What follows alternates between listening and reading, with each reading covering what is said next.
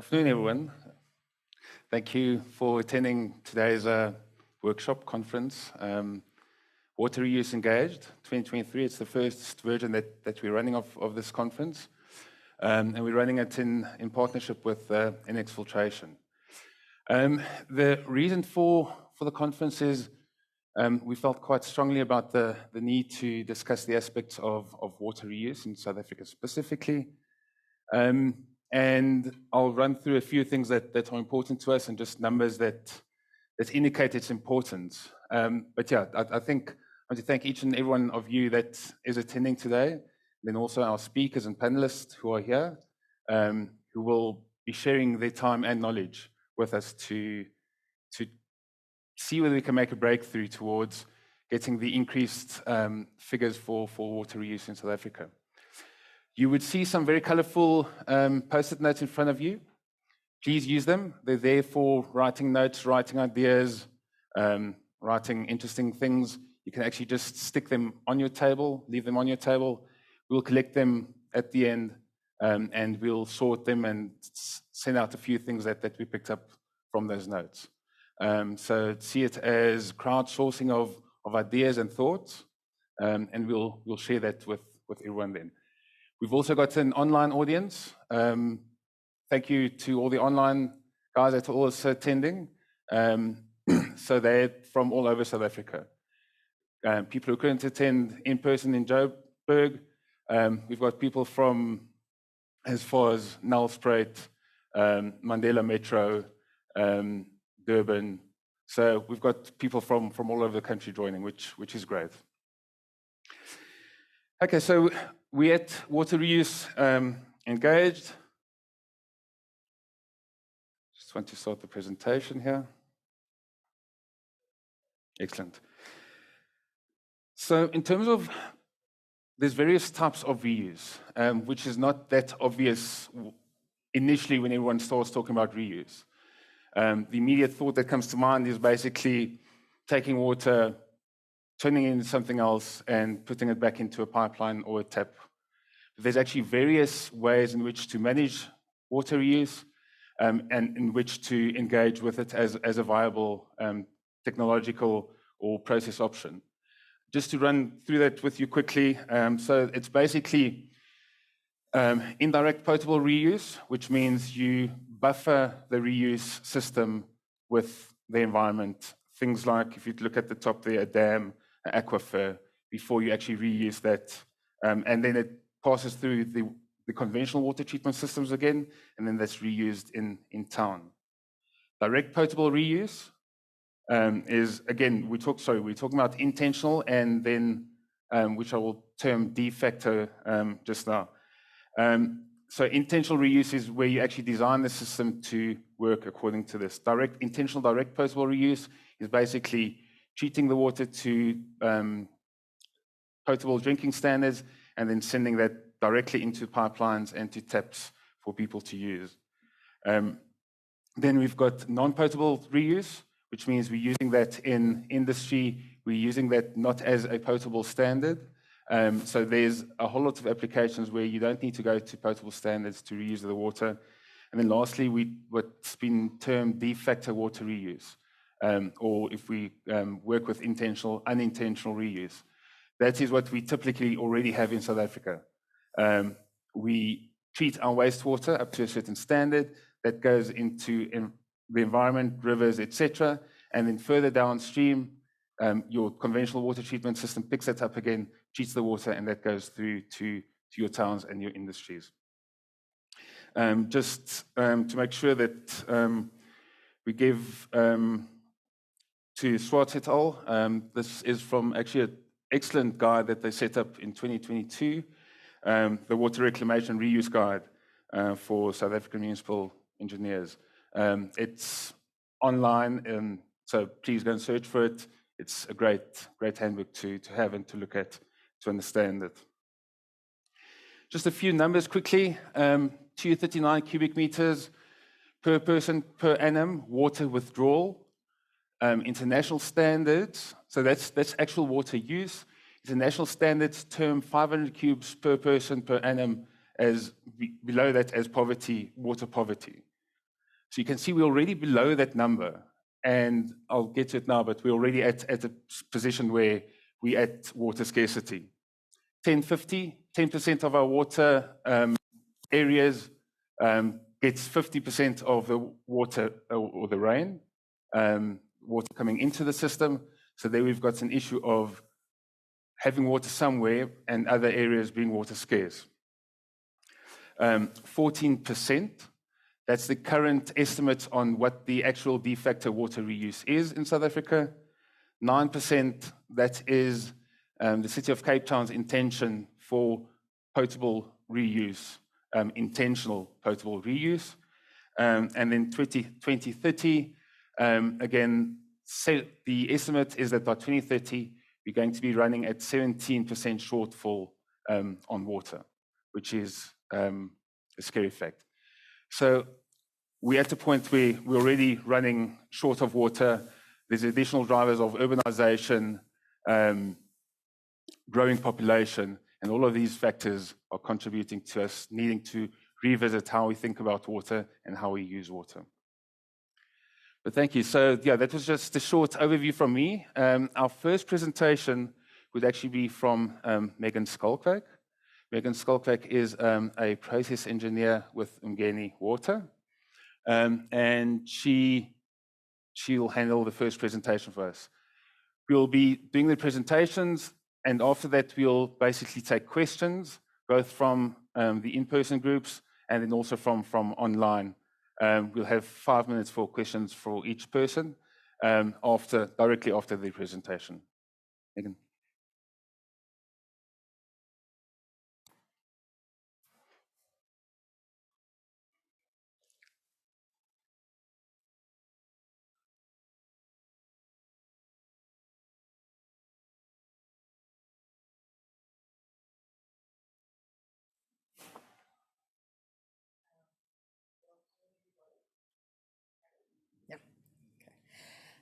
My name is Megan Skalkwak.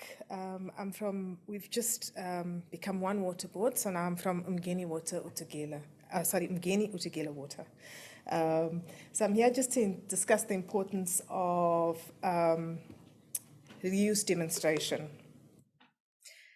So just to follow on what Derek was talking about, we all understand that water is a finite commodity, and I'm using the term here commodity because water has a value, and it's been used a lot by powerful people to do things. So we know that we have only 3% fresh water on Earth. Oh, okay. We have 3% fresh water on Earth, and of that 3%, we can only use 29% of that is not frozen. So that's all we have to use. And this small percentage is diminished by accessibility. So what we see here is we use this small percentage for drinking water, waterborne sewage, agriculture, industry, and leisure. With climate change and droughts, floods and pollution, we further decrease the quality and quantity of this water that's available for conventional treatment. So water scarcity is a serious factor that's affecting all parts of the world, including South Africa. So the National Water and Sanitation Plan identifies the implementation of water reuse as one of the key interventions for augmenting the water supply and meeting a number of the United Nations sustainability goals. The development and testing of appropriate water reclamation technologies is an important aspect towards supporting the institutional implementation of water reuse and for improving public understanding and public acceptance. So as we try to prevent day zero events occurring again, we have to ensure that we have access to water, and the water cycle is interlinked with energy, climate change, and food. So the water cycle offers us great opportunities to create sustainability through circularity. So at Umgeni Utugela Water, we're trying to ensure sustainability throughout the value chain. So currently we have projects looking at different stages of implementation, looking at sustainability, renewable energy,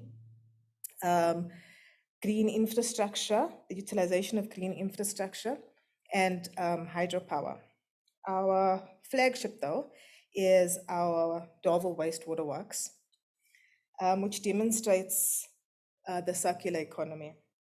The plant's objective is to achieve the triple bottom line of economic viability, community well-being, and environmental stewardship. This plant is a 120 megaliter per day activated sludge water treatment plant, and it treats sewage from the city of Pietermaritzburg as well as outlying areas, and 20% of this volume is trade effluent. At Darvel, the waste streams are utilized for beneficiation. So, for example, our primary sludge and our waste activated sludge are sent to our anaerobic digesters. This, after the digestion process, produces our final sludge, which is used to grow turf grass, which we sell commercially. We also have a community well-being program where we work together with the community, UKZN, and a private company to teach people how to make compost. We also, out of our anaerobic digesters, we produce gas. This gas is used to heat the digesters, and we are currently implementing a triple P project looking at gas to energy generation. So finally, we also have our 2 megaliter per day final effluent reuse demonstration plant. This plant uses 2 megaliters of our treated effluent and puts it through a conventional pre-treatment whereby we have normal water treatment with flocculation, coagulation, flocculation, lamellar clarification, and then we go through a rapid gravity sand filtration process.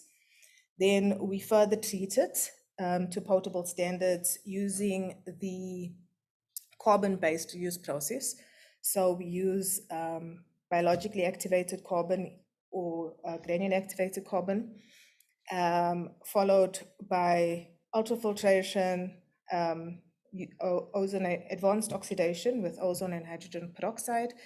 We are going to put in a UV at some point, and then we use OSEC for disinfection. So the plant is configured in such a way that we can change the units around. The units are flexible, so we can move the process to see which is the most optimum process. We can also use run other processes in parallel with this process because it's on a live works. So we do have space to do that. And we have started, Mgeni Water and the WRC have initiated a demonstration project with the purpose of future implementation of direct reuse as a sustainable potable water source within South Africa. And the objective would then be to get full public support on technologies, operational effectiveness, as well as teaching operators and maintenance people how to run the plant. So we're all aware that water reclamation is not new. In America and Australia and other countries, they've been using reclaimed water for industry, agriculture, and leisure. We've been using water for reuse, drinking water purposes. Our neighbors, Namibia, have commissioned their direct potable water reuse plant in 1968. America has followed suit, and the likes of California are lead in water reuse. Singapore New Water Plant has produced water for non-potable purposes from the 1990s. And after years of demonstration, started the potable water treatment plant in 2002. So there's been an article that states that in 2022, reused water met 40% of Singapore's needs, water demand. And they predict that by 2060, it'll meet 55% of their needs. So I've added a quote from Peter Nicol, who was the global director of water for Jacobs, and they were the consultants that worked on Singapore New Water. And if you read his quote, you can see that he states what we already know. The technology for reuse is available. However, to implement reuse requires buy-in and collaboration and education through demonstration. Since we know that the technology for reuse exists and that it works, it begs the question, why demonstrate?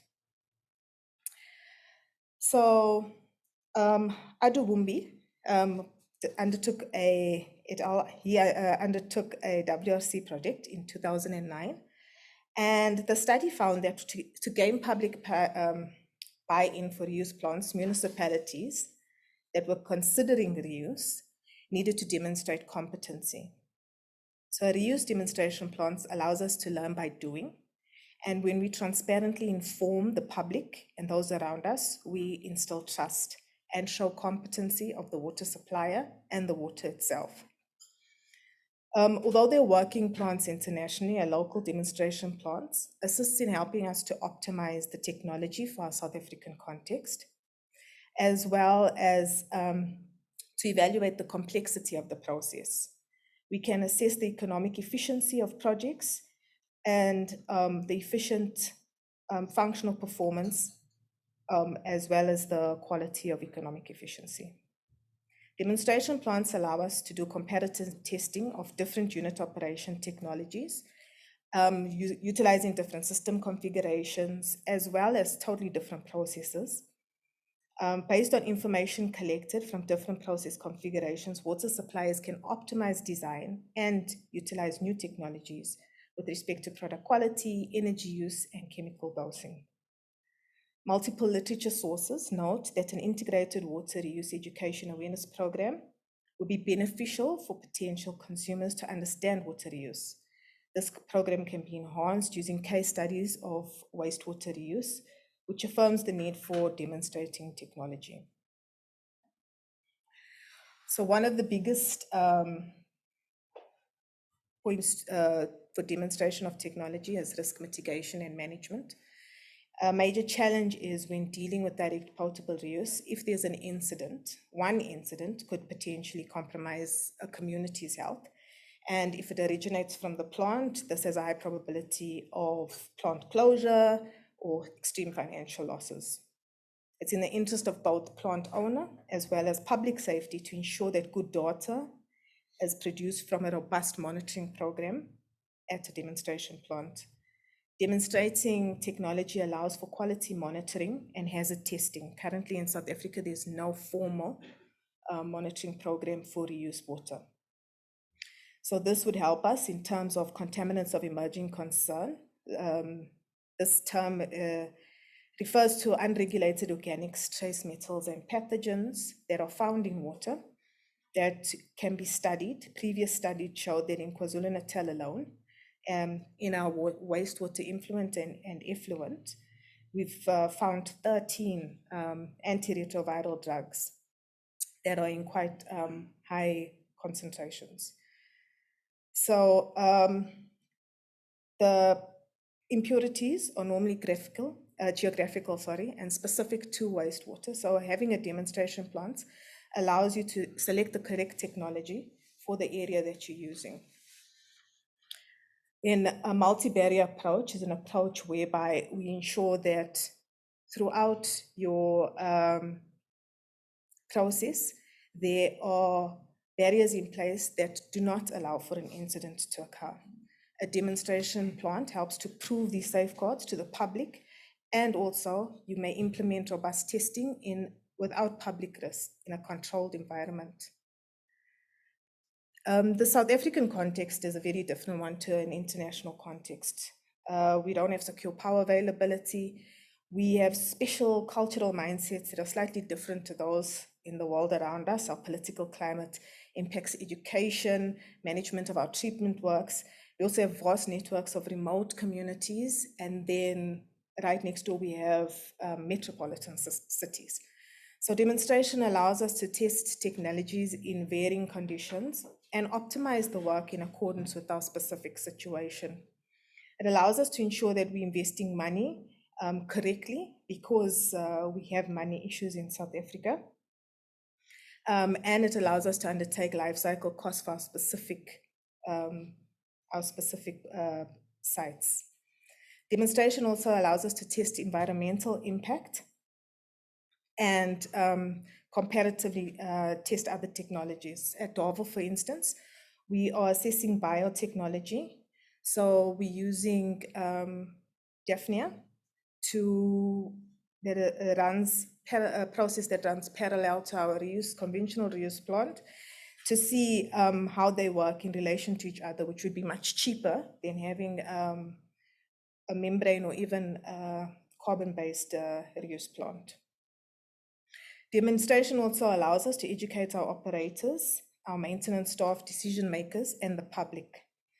Stakeholders are able to intimately react with technology, and this helps to develop buy-in.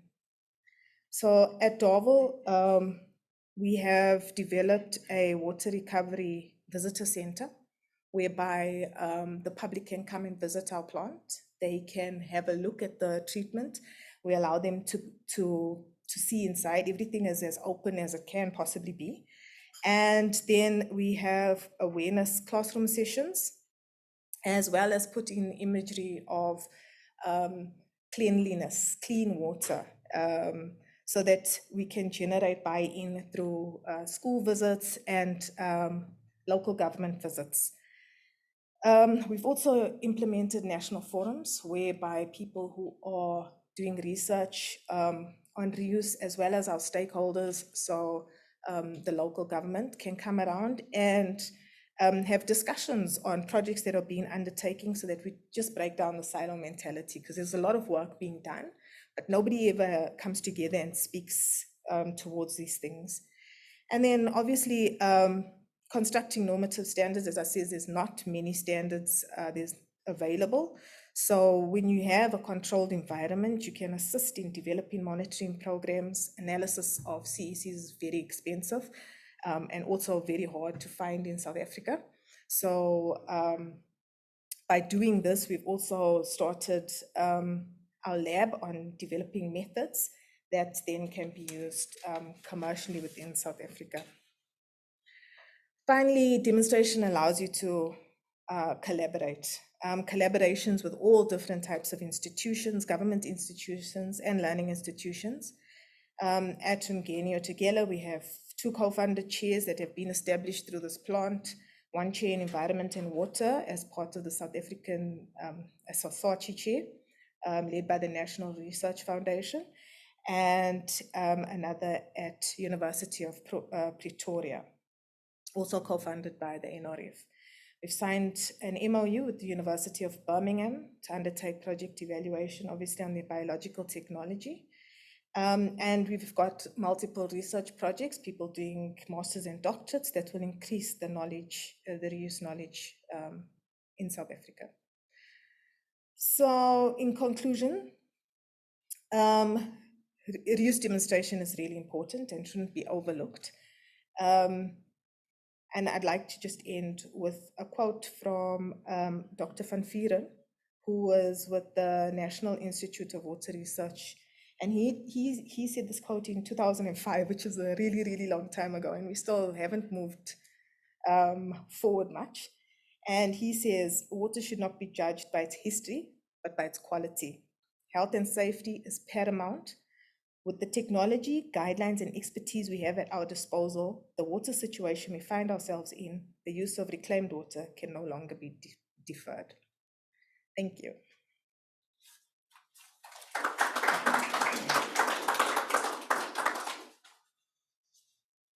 Oh, so we do questions now.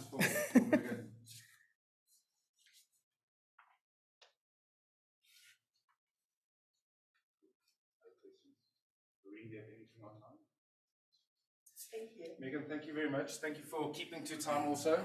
It's not always too easy to manage your time and your presentation together. One of the things that I asked each of the presenters to send through to me was just life lessons or mantras that they live by.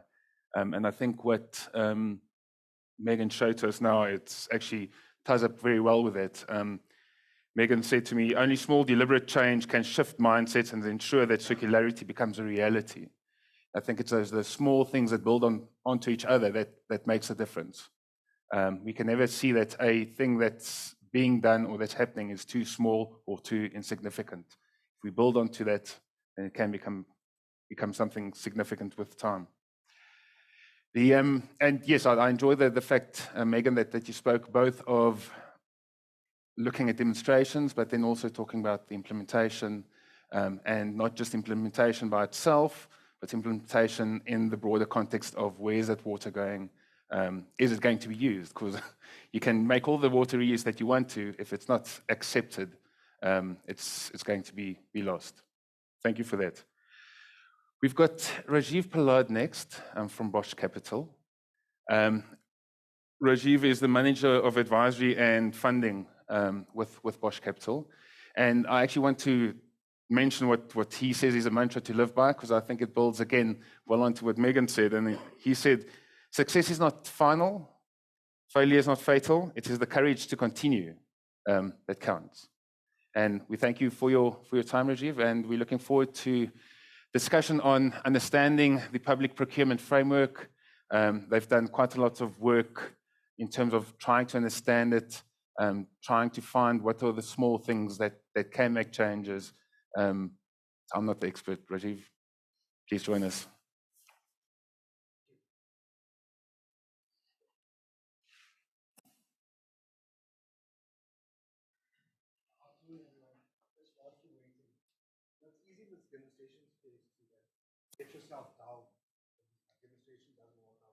What we've learned is that you really can use that as a learning opportunity. Am I getting feedback? Or okay. You can use it as a learning opportunity. So, for example, if something doesn't work in your process, you can address it, add chlorine, sodium hypochlorite, whatever, and then move forward from there. But we're not here to talk about that today. Today, we're going to talk about understanding the public procurement framework. It's a project that we recently completed for the WRC, and our project team included IL, Bosch Projects, and some of our reference group members are here as well.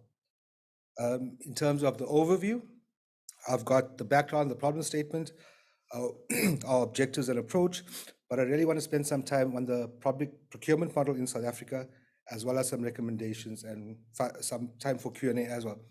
Derek, if I'm sort of going over, I'll just ask you to rein me in.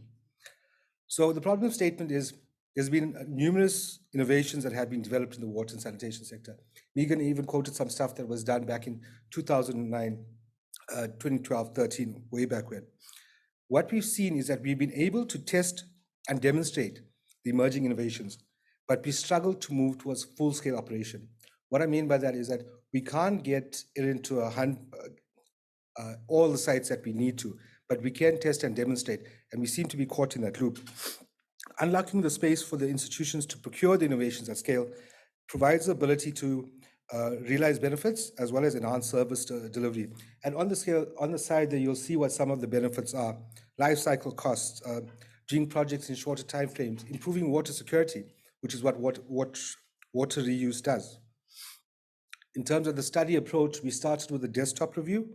We identified 86 stakeholders that we thought were important and we wanted to speak to. We sent all 86 of them an online survey to complete. Some said it was like completing an exam. 23 of those completed it and gave us their feedback. We also identified 15 people that we wanted to have sit-down interviews with. And during the process, we also engaged with National Treasury on 3 occasions, and we had 2 reference group meetings, which was also part of our stakeholder engagement. We analyzed the data, we completed the stakeholder engagement report, and have just submitted the draft final evaluation and recommendations report. So the reference group sat last week, so the findings have been ratified, and this is the first forum that we're presenting the findings to. So the 5 principles that you see on the screen are the principles for public procurement that's enshrined in the Constitution, Section 217. What that means is that any procurement method in the public sector has to comply with these slides. Just want to touch on one there. Value for money does not mean lowest capital cost. There are other indicators that can be used to provide value for or justify value for money selection. The other important, well, they're all important, but also note the need for open and effective competition in terms of the principles. This is a diagram that's taken from the Accounting Officer's Guide by National Treasury in 2004. And this describes the elements of the supply chain management of public procurement system. I'll start with acquisition, even though it's the second one on the slide. This is where we actually engage the market. RFQ, RFI, RFP, EOI, you guys know the acronyms. And this is where we go to market to buy the goods and services that we need. But note that in terms of the SCM process, there's a demand management phase, which is your planning to procure. Why do you have to buy this good or service? Why are you planning to do it in this way? What organizational need does it serve for the organization? And once you've ticked that box, then you can go towards acquisition. Logistics is the management of your goods and services. How does it get from workshop to the site so the guys can install it, and how does the supplier get paid? And then disposal is when the assets reach the end of its useful life, it needs to be safely disposed. And then what happens to that asset? How is it replaced? So I thought that was quite interesting to see. Okay. In terms of the procurement process itself, it's actually quite simple. The values may change for organizations, but if you're going up to 2,000 Rand, you can do a petty cash purchase. You can get 3 quotations. Less than 10,000, but more than 2,000, you can get 3 written quotations. Over 10,000, less than 30,000, you need to have 3 written quotations. Over 30, but less than 200, you can get 3 quotations, a minimum of 3 quotations, but it has to be advertised for 7 days. Over 200,000 competitive bidding process, whether that's RFQ or RFP. I know the slide's not great, right? But it's an extract from the SCM Accounting Officer's Guide. And what we've tried to do is to highlight that back in 2004, this was a competitive process that was included. And if you look on your far right, it includes single source bidding and sole source bidding as a part of that competitive bidding process. But the feedback that we got during our engagement was that SCM in water boards and municipalities are saying you can't use single source and sole source, yet it is in the competitive bidding process. Again, here's a tender process flow charts outlining that from RFP development. So from developing the idea, 7 days, you advertise for 21 days, you evaluate and recommend within 90 to 120 days, and then you've got 21 days to negotiate and contract execution thereafter. That's showing us 6 months from RFP to contract execution. That's how the system was set up to run. For a variety of reasons, we're seeing that being a lot longer now. We reviewed the legislation, and what we found is that innovation is assumed for and allowed in our legislation, but not necessarily incentivized.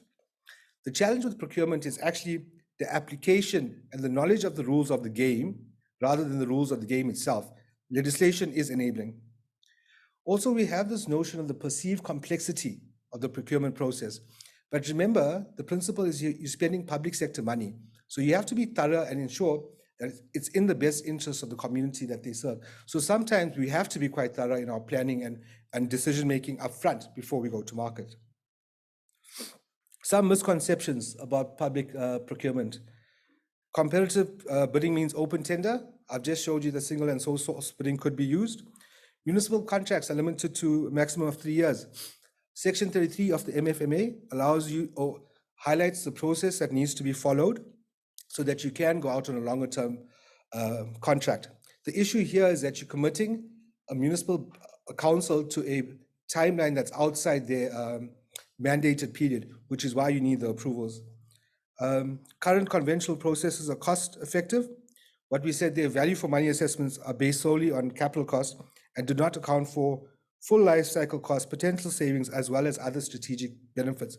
In our engagements, the Treasury told us lowest cost does not always equal value for money. The other interesting one was bids must be re-advertised if less than 3 quotations are received. If it's advertised properly, if it's specified properly, if you did your market research and there are only 2 suppliers, there's no need to go out to re-advertise if you receive less than 3 quotations. I'm not sure if you go back to your SCM and say this to them, what they might say on their side. In terms of, how am I doing for time, Jay? At 10 minutes. Oh, it's all 10 minutes, okay, cool. So this was the feedback that we got from the survey. And we asked them to pick their top 5 and rank them in their top 5. So the red ones were picked first, the blue was second, I think it's orange was like the third, the black big dots were the fourth, and the ones right on the top were the fifth. And you'll see that 8 respondents picked limited expertise and capacity as what they thought was the biggest barrier in terms of the procurement of innovations at a large scale. Resistance to change, so organizational culture, risk aversion, the fear of qualified audits, etc., came through as one of the barriers. Inflexible evaluation criteria, as well as limited knowledge. And when we did a root cause analysis of these barriers, what we find is that it was more around knowledge, so knowing what the rules were, how to apply the rules, and effort, the ability to overcome some of the challenges that are put in front of you. So if you've got no low knowledge but high effort, chances are you're quite frustrated because you don't actually know what the rules of the game are, and you're pushing up against this, and you keep on getting pushed back. So then you get frustrated and then you possibly stop doing what you need to do. If you've got strong knowledge of the rules of the game but low effort, you could be one of two things. You could be really good at what you do and able to get things done really quickly, or you are able to work around the system. And then the other thing that came up in the study that was quite interesting, Abri from Newlands on the team, and he quoted it was difficult for us initially to get to the root cause because when we were speaking to people, was it the real reason? Sorry, was it the good reason? No budgets, that kind of stuff, or was it the real reason? And we had to do some sifting to find that out. So when we are developing the outputs from the study, we said we need to figure out, okay, how do we improve the knowledge of what needs to be done? So 1, we need to highlight the demand management process. 2, what are the elements that needs to be put in there? And Treasury developed a strategic sourcing process for not to buy all goods and services, but rather those are to align to achieving procurement and strategic business goals. And what this framework does is that it tells you, so again, if you look at market acquisition, it's stage 5, RFQ, RFP. There's a whole 4 other processes that come before that. And what this framework does, this process does, is it outlines what needs to be done in each of those phases. So it's already been documented and it's there, and it's Treasury telling you what are the strategic elements you need to touch on in order to justify the procurement method that you're going to be using and the implementation model that you're going to be. So the question that we had to Treasury was, could we use this process for the procurement of water and sanitation innovations?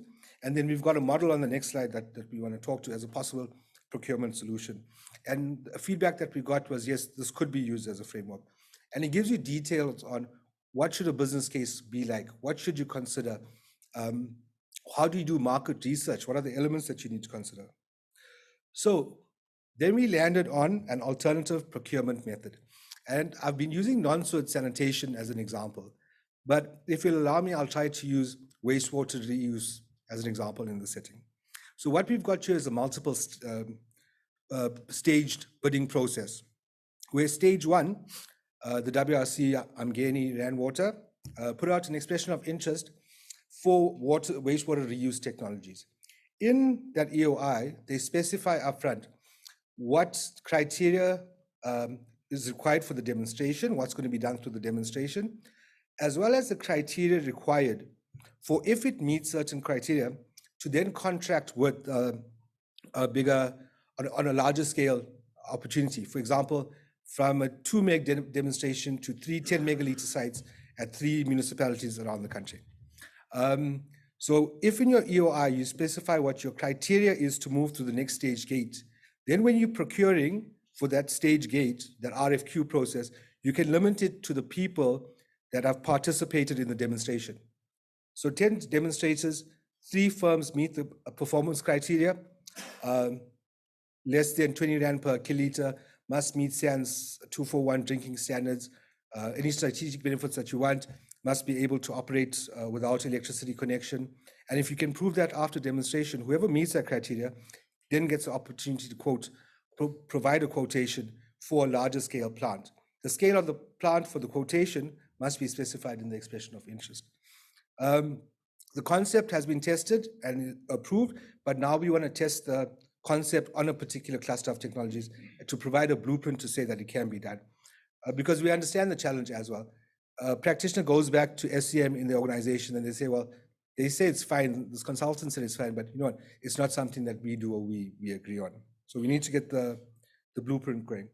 I'm going to stop there and ask if there's any questions or any areas you want me to elaborate on. And whilst we're looking for hands, just a big thank you to everyone that participated in the project itself. Oh.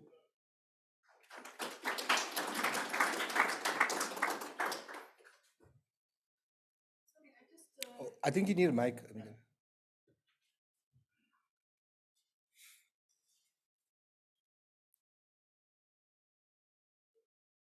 I just wanted.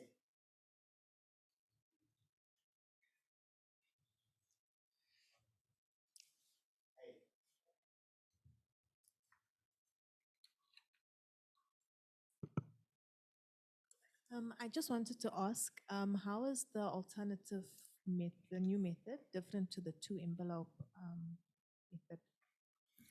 So the the big difference there is in the two envelope method, you provide price and functionality at the same time.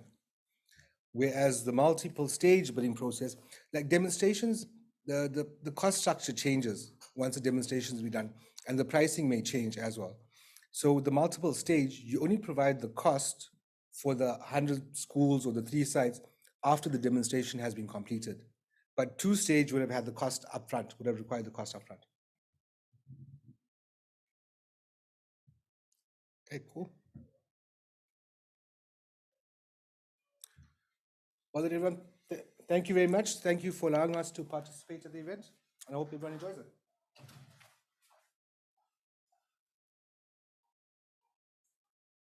Thank you, Rajiv. Appreciate it. Yeah, it's always interesting to understand the changes that are coming about. I think for a lot of people, it's what's actually happening is very different sometimes from what we see and what we try to understand. It's just trying to find the ways to be competitive in those areas. Next up, we have Johan Libbe from the DBSA. He's the head of partnerships for water. So he's going to share with us on financing water reuse projects. The DBSA has done quite a lot of work on that specifically, and they've actually launched a new program around that. Just as interesting things, Johan says South Africa is not a wet country that is occasionally dry, but it's a dry country that's occasionally wet. So with that, Johan, please take the scene.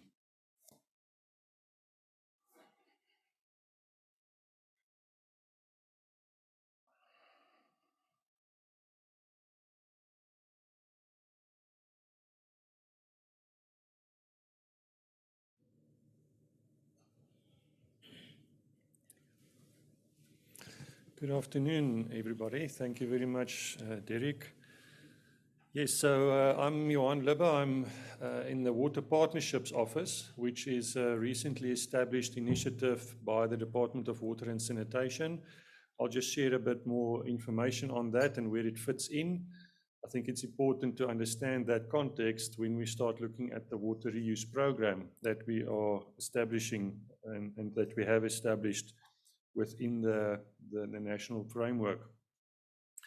Yeah, so I want to focus a bit more on the water reuse program. I think it's fit for what we are trying to do in the country in terms of increasing our water service delivery.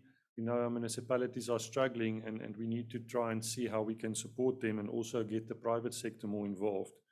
So I quickly want to just set the scene in terms of the national program, where the Water Partnerships Office fits in, where the water reuse program fits in, and then I'll delve a bit more detail around the program itself.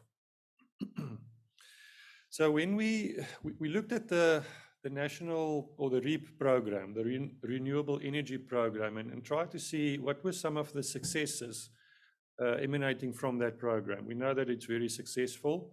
And we said, how can we replicate some of that in the water sector? We know the water and energy is very different, but there were a couple of elements for us that stood out and that we said we can replicate this into the water sector and try and come up with an alternative approach and see how we can really improve the water security in the country.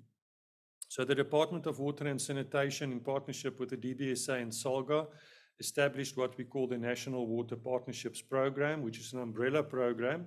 And I'll show you now a bit more about the individual sub-programs that we are working on. And with that, the creation of the Water Partnerships Office. So for those of you who know, the REAP program, the IPP office was created, sort of served as a center of excellence for renewable energy projects. And that's what we are doing and using that model for the Water Partnerships Office. So what the Partnerships Office is intended to do and is doing is firstly to develop standardized programs. We've got 6 standardized programs at the moment, and I'll show you them to you just now. But really within these standardized programs, develop frameworks, develop standardized documentation models on how to prepare, structure, finance, and implement projects. So we know the challenges are there. We know municipalities are reinventing the wheel every time we do a project. We don't learn from other projects. They're working in silos. So there's a lot of benefit, I think, from following a standardized approach. And we saw that in the REAP program as well. The Partnerships Office is then there to also support with the actual project preparation. We again know municipalities are struggling. Some of our water boards are struggling. They don't always have the capacity, the expertise, and the knowledge to be able to structure complex projects and to get them ready for private sector investment. So the Partnerships Office will create capacity to provide that support. And then also to look at alternative funding mechanisms and solutions. We've been in the past looking at government to fund all these projects. The private sector is there, they're ready, they've got the funding. We just need to create the mechanisms and the models to access that funding and to get the private sector involved. So this is just quickly what the Partnerships Office, some of the service offerings that we are looking at. So firstly, assist with creating the enabling environment. I mentioned the assistance with the project preparation. We are looking at being able to procure from the office. The office is set up as a ring-fenced entity in the DBSA. It's not a separate legal entity, so we make use of DBSA corporate infrastructure like supply chain management, etc. We want to create panels of service providers for the different programs, be able to procure potentially triple Ps from the office. That will make it easier and quicker for us to mobilize those projects. I mentioned the standardization, bringing in best practice. Very importantly, also use the office as a platform to communicate. We need to start educating the public. Megan mentioned that, but at a larger scale, not necessarily at the project scale. Why do we need to reuse water? Why do we need to save water? What the risks are and how we mitigate those risks. So the office is also intended to start playing that role. Then look at some of the technology and innovation coming through, and then very importantly also to assist the municipalities, the water boards, with the contract management, the reporting, and monitoring of the implementation of projects. So these are the 6 programs that we've adopted. Firstly, wastewater treatment. That's where there isn't necessarily a reuse opportunity, but we still need to treat the effluent. We know from the Green Rock report the poor state of many of our wastewater treatment plants. So that program will focus on that element. Management contracts is to see how do we bring the private sector to come in and support municipalities to get their water business back up and running. We've lost a lot of expertise and capacity. The systems are not there. The processes are not there. So the private sector can potentially come in and support municipalities with that. Non-revenue water program to see how we can reduce the very high losses that we have in the municipal water systems, not only the physical losses, but also the revenue losses. So that program is focusing on that. Seawater desalination program, where we want to see how we can, again, engage the private sector for our coastal cities to help them put together large-scale desalination projects. The water reuse program I'm going to focus on now, and then also a non-sewage sanitation program to see how we can scale the rollout of these new technologies that's coming through from a non-sewage sanitation perspective. So if we then zoom in a bit more on the water reuse program, we've secured the DBSA as an accredited entity to the GCF, the Green Climate Fund. Some of you may know it. We secured some funding to assist us to design this program. The design of the program is complete, and we've secured funding from the GCF, both grant and concessional loan funding from the GCF, specifically for water reuse projects. And I'll come back to that aspect a bit later on.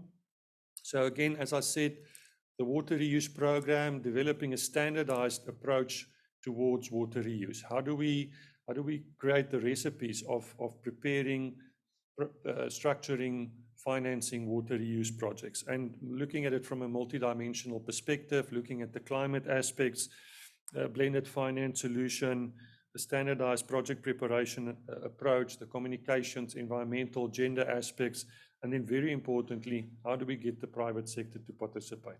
Government cannot do this alone, and the private sector is there and ready to assist.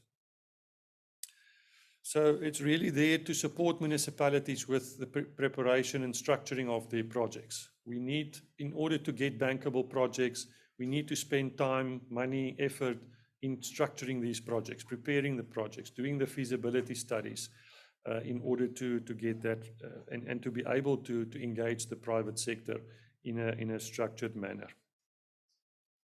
I'm not going to spend too much time on why we need to reuse water. I think we're all aware of that, familiar with that. There is a water deficit projected. We've already experienced that in many locations. So we really need to, and the National Department has also identified reuse as a viable option and as in addition to the water supply mix that we need to look at. And this really sets the framework for us to look at this more from a programmatic perspective. I'm not going to spend too much time on this. I think Derek touched on this. Megan touched on this earlier. There's different ways in which we can use the resource. What's important is we need to make a paradigm shift. We're talking about these plants as wastewater treatment works. The moment you talk about a waste, people think there's no value. There's extreme value in that resource. We can reuse the water. We can generate energy. We can beneficiate the sludge. So we want to try and move over to referring to these centers as water resource or water recovery centers because of the value that we can extract. And all of those streams obviously represent a source of revenue that you can use to finance the infrastructure.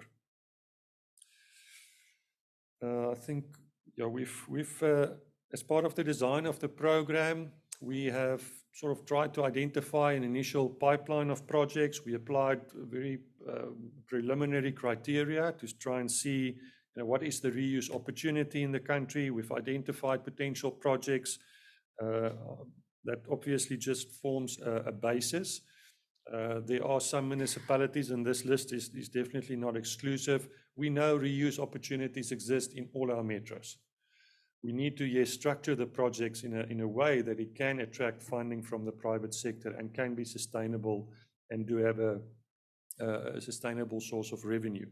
But the demand is there and the resource is there. We've got those wastewater treatment facilities that serves as the source of the water reuse. So just looking at some of the finance or a funding solution that we are working on, we effectively want to create a new asset class for funders in water reuse infrastructure. So some of our municipalities have started to look at this. It's by no means where we are or where we can be and where we want to be, but this can become a new asset class. We need to build the financing solutions, see how we can extract or maximize the creation of the funding opportunities from the private sector. Government come in with filling the gap instead of trying to finance the whole project from the start. And we need to start building a strong pipeline bankable projects. This is just a typical project finance structure, but want to illustrate here, and I must say that the default mechanism for water reuse projects is probably triple Ps. There might be other options. A municipality, a city of Cape Town may want to do it themselves, can raise the funding on balance sheet, but I think the majority of the projects will probably be structured as triple Ps, of course, then on a project finance basis. So typically, having an equity participation, but then splitting the debt component up into senior debt, bringing in subordinated debt from the DFIs to provide credit enhancement, put in first loss facilities, do the tenor extension, and then also there's the potential of getting the GCF funding in on a concessional basis. We may have to look at providing guarantee products. We know that national government do not provide guarantees to municipalities. So we may have to, and we are looking at alternative structures with potential guarantee providers coming in to provide guarantee products and facilities for these water reuse projects. I'm not going to spend too much time on this. This is more looking at it from a programmatic perspective, and there's of course also the opportunity to develop project bond programs or a project bond program for water reuse projects, where we can access the institutional investors in a more effective way. So just to zoom in a bit more on the funding that we have available, our estimate is a first phase of a water reuse program, probably around 20 billion rand. We have secured funding from the GCF, and their funding comprises two components. The one is a grant component. The first component of that is to be used for project preparation. So it's around 550 million rand that we have available to prepare projects, to create a strong pipeline of projects. We know the majority of our reuse projects are still at an early stage. There's some municipalities, City of Cape Town and so forth, that has progressed a bit further, and their projects might be more or closer to implementation. But there is a focus, and there has to be a focus on preparing the projects. There's also a component around 90 million rand for capacity building, to build capacity within the municipalities. I'll come back to there's a co-funding responsibility or requirement on the preparation, and then there's the majority of the GCF funding is loan funding. So that will go in as part of a blended finance solution into the individual projects. So just a quick look at some of the more details and the mechanics of the program. So firstly, we've got the program. We'll have what we call sub-projects. So different projects within municipalities will be classified as sub-projects. We've got there's eligibility criteria that these projects need to comply with. So firstly, we need to meet a primary screening in order for these projects to qualify and to be part of the program. Part of that is, and that applies to both projects requiring project preparation support, or if they are already prepared and ready for implementation, they still need to comply with the primary and the secondary screening criteria. So once the primary criteria has been met, and I'll show you just now what that means or what it entails, we'll have to do a detailed climate vulnerability assessment. So that's one of the requirements of the GCF, we have to demonstrate that the water supply deficit is as a result of, or majority is as a result of climate change. So if it's just developmental, economic growth and population growth, and it's not as a result of climate change, we won't meet that requirement. And then there's a secondary screening criteria applied, and then a tertiary criteria applied that more looks at sort of a prioritization of those projects. So this is maybe a bit small, but I'll just talk you through it quickly. Again, the primary screening criteria looking at water insecurity driven by climate vulnerability. We have to demonstrate that 70% or more of the water supply deficit is as a result of climate change. That's a very, very important point. The secondary, so once that screening criteria has been met and the climate vulnerability assessment that goes with that, we then move to the secondary screening, which is firstly look at the size of the plant, the feeding plant, the wastewater treatment works has to be at least 20 megaliters per day. There has to be regulatory compliance of 50%. We're looking at activated sludge plants, and then obviously also meeting the environmental safeguards, and obviously the project must be financially viable. And then we will apply the tertiary criteria, which is more just from a prioritization perspective. As I've mentioned, we're looking at this comprehensively in terms of addressing all aspects of projects, the implementation, how it will impact the environment. So we need to meet the environmental and social frameworks and plans. We've created an environmental management framework for the program. Obviously, each project will have its own environmental and social management plans, and they all need to align.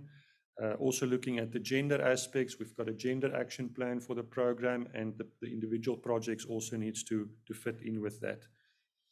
There is a co-funding requirement from the GCF on the project preparation. So if I recall correctly, it's about 43 cents out of the rand has to come from other project prep providers. So that means municipalities or DFIs or other project preparation providers. So if we need 10 million rand to prepare a project, there has to be a co-funding coming from other sources. The GCF funding cannot be used for that exclusively. On the loan side, the loan funding from the GCF, the concessional funding, will be channeled through the DBSA as the accredited entity of the GCF, and it will then go into the sub-projects. So it's based on a limited recourse basis, so the GCF is taking project risk on these projects in terms of their funding, although it's channeled through the DBSA. We've got 10 years to commit all of this funding, so that allows us a bit of time to start preparing projects, to build our pipeline. We need to commit all of the funding within the next 10 years. Maximum loan tenure from the GCF is 20 years. So the total program availability is 30 years. So just to end off, where are we now? As I've mentioned, one of the key criteria is the climate vulnerability assessment and how we demonstrate that these projects will be eligible to become part of the program. So we are planning on hosting municipalities, inviting municipalities where we know the reuse opportunities exist, invite them, see if there is interest, get them to formally apply to be part of the program, and then conduct the climate assessments on those projects so that we can get across that first hurdle, and then from there on be able to support the municipalities and start preparing the projects. If there are projects that's already further advanced, they can also become part of the program, but obviously also need to pass those initial hurdles. And then hopefully, as we go along, be able to start creating a stronger pipeline of water reuse projects where we can get them ready and get the private sector to participate, both from a funding perspective, but also from, very importantly, an operation and maintenance perspective. And I mean, Megan mentioned all the risks and so on, and the barriers that we need to bring in. I think if you talk to the public, they would probably be very nervous, if municipalities are responsible for this. So that's why we need to bring the private sector in. They've got the expertise, and the Triple P environment allows us to create that the framework for us to get the private sector to come in and assist us with this. Great, thanks.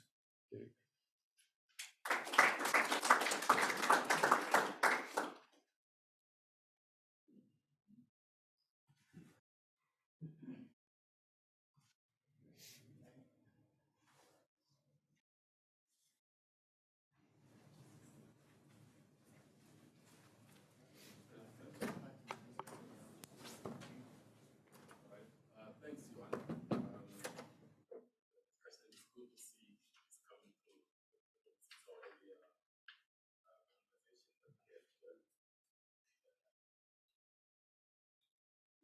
right. Now, so thanks. I've got a couple of questions to consider. I think the first one for me, you indicated on your framework that there's enabling a policy environment, which is a good statement, but I would like clarity on which aspect of the policies are you intending to actually unlock? Has that been identified, or is that still part of the exercise that you're gonna do? And then on the grant, I think we saw it also with the Just Transition funds. Sounded very big at COP27, but later on we found out that the grants funds is actually very, very small.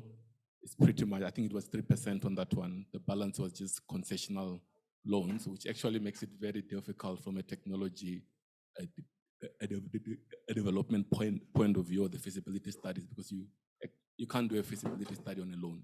It just doesn't make sense. Then the other aspect is the comparison with the REAP program.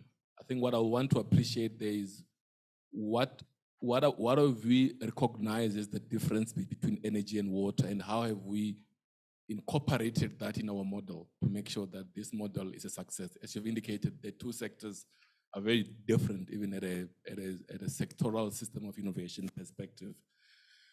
Then my other question is around the bankability. Not all water projects are going to be bankable. What are we going to do about that? Because I mean, from a national perspective, water has to be provided. So we just abandon the project. What's the thinking around that? There seems to be a technology prescription on one of the areas in terms of the technology that you're going to focus on. It's not clear why. Is it part of the condition from the fund supplier that certain technologies must be part of the program? I think it would be good to align on that.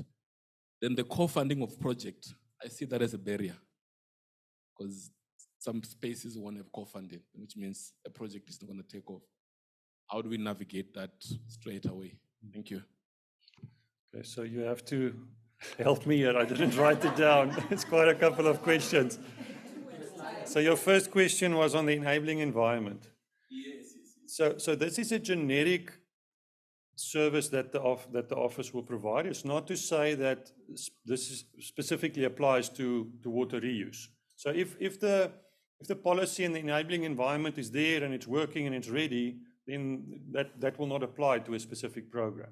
What I can say is that we are working now with the National Treasury to, the Treasury has reviewed the PPP framework.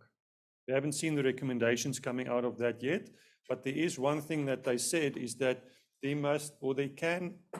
recommendation is to set up a sector-specific unit that will look at PPPs and will be able to do PPPs, approve PPPs.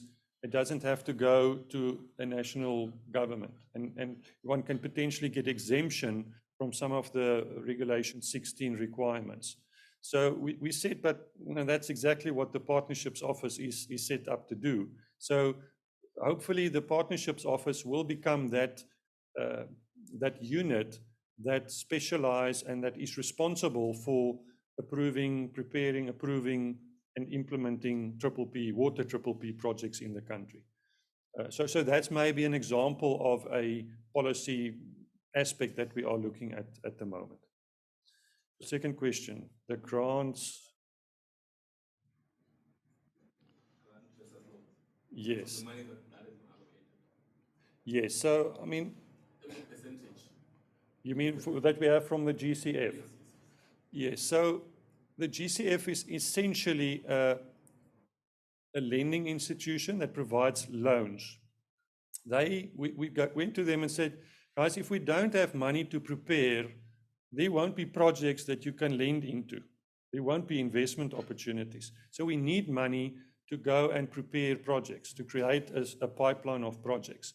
So yes, the proportions might be off, it might be, but remember their funding, there is a co-funding requirement. So we're also going to go to national government and say, we need preparation funding. We're going to go to the DFIs and say, guys, we need preparation funding. So that will then go into a bigger pot of money that we can use to prepare these projects. I think the other one was the difference between energy and water. and how we have accounted for that difference Yeah. in the model. Because I see that as a major risk in terms of getting this model to work if that is not fully appreciated. Yeah, so that's a difficult one because some of the sectors are different. In the energy sector, government, there was one off-taker. You had a guarantee for that. You can tap anywhere into the system. So your plants, your IPP programs can be anywhere in the country as long as there's a grid network there. Water doesn't work like that. It's different off-takers, no guarantees. It's localized. You cannot generate water in a desal plant in Cape Town and provide it in Johannesburg. So those are some of the differences within which we need to prepare and structure these projects. The similarities we looked at was, firstly, is the creation of this Center of Excellence. The IPP office was there. It was the go-to mechanism and platform for rolling out REAP programs. So that we said, let's create something similar in the water sector. Also, yes, there was a specific funding solution, but not exactly the same funding solution, but saying we have to come up with funding options and funding models for water projects. And that can be performance-based contracts for non-revenue water. It can be triple Ps for water reuse projects. It can be IWPs for desal. So there are different options that we are creating within these different programs that will allow us to, it's not going to be a one-size-fits-all and just one solution that's going to be applied everywhere. And we need to bring in, look at the structuring, look at providing guarantee products and so on, because it isn't there from government as it was in the REAP program.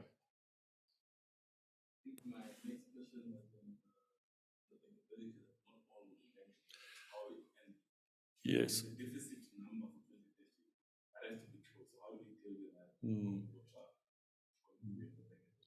Look, it's going to be a multitude of projects. We're not going to, meet the deficit by only doing water reuse projects. We have to build new surface infrastructure. We have to reuse. We have to save. We have to bring in desal. So it's going to be a combination. Yes, we need to look at the structuring of these projects. The bankability is important. Who the off-takers are, water reuse, as I said, I think it lends itself to the project finance solutions. You can produce water for industry, which is a better credit risk than a municipality might be. So one needs to look at those projects. Each project is going to be different. The technical solutions will be different. The structuring and financing solutions will be different. But I think it's, and yes, we may come across projects that will not be bankable, that we won't be able to do. But we have to see, the ones that we can and structure them in a way that will allow us to finance them. Thank you. Ben Walleroy from Nexus Water Alchemy. Thanks, Johan. A comment and one question, not 10 or 12. We've got a very complex environment. Water is very different, multiple users. Agriculture is 60%, 30% urban, and 10% industry, mines, Eskom, and the likes. We've got collapsed municipalities with virtually all the metros unbankable, except one, maybe two. Cape Town is bankable. They've raised the green bond. We have a complex environment, and we have undercapacitated municipalities. To me, the reality is the master plan was published in 2018, 900 billion deficit. That's the whole. 17% is a small number. 900 billion is the whole. We're supposed to get started in 2020 and finish in 2030. We haven't really started, and we can't say we did the Lesotho Highlands. That was supposed to be finished in 2018, right? So my comment is it's a complex environment. We have to have this. There's no doubt about it. I think the difficulty is getting the players onto the field. As we know, through Salga and the likes, that's really a challenge. But when can we start? Because we have to spend 900 billion in 2018 money, so that's 1.2, 1.3 trillion now. We have to be finished by 2030, because the deficit won't be 17%. If you look at what it is now in Joburg, with 1 million people without water every week, out of the 6.5 million people. And the reality is, if it's not bankable, it's not going to happen. There's competing priorities. So when do you think realistically your office will be in this complex environment on the go that we can start going, because I see we're going to have to scrap a lot of silos. And the financing community is ready for that. However, somebody's got to take the first hit, and the first hit's got to be big enough to replace the sovereign guarantee. But the big question is when. Yeah, it's a difficult question, Benoit. Didn't mean to be. No, I don't think we're not starting from scratch now. Yes, there has been things that's been going on. Some municipalities have been looking at this, the eThekwini's, the city of Cape Towns, and so on. It's a matter of taking where we are, where we're coming in now, and taking that forward and seeing how we can start scaling the impact and the support.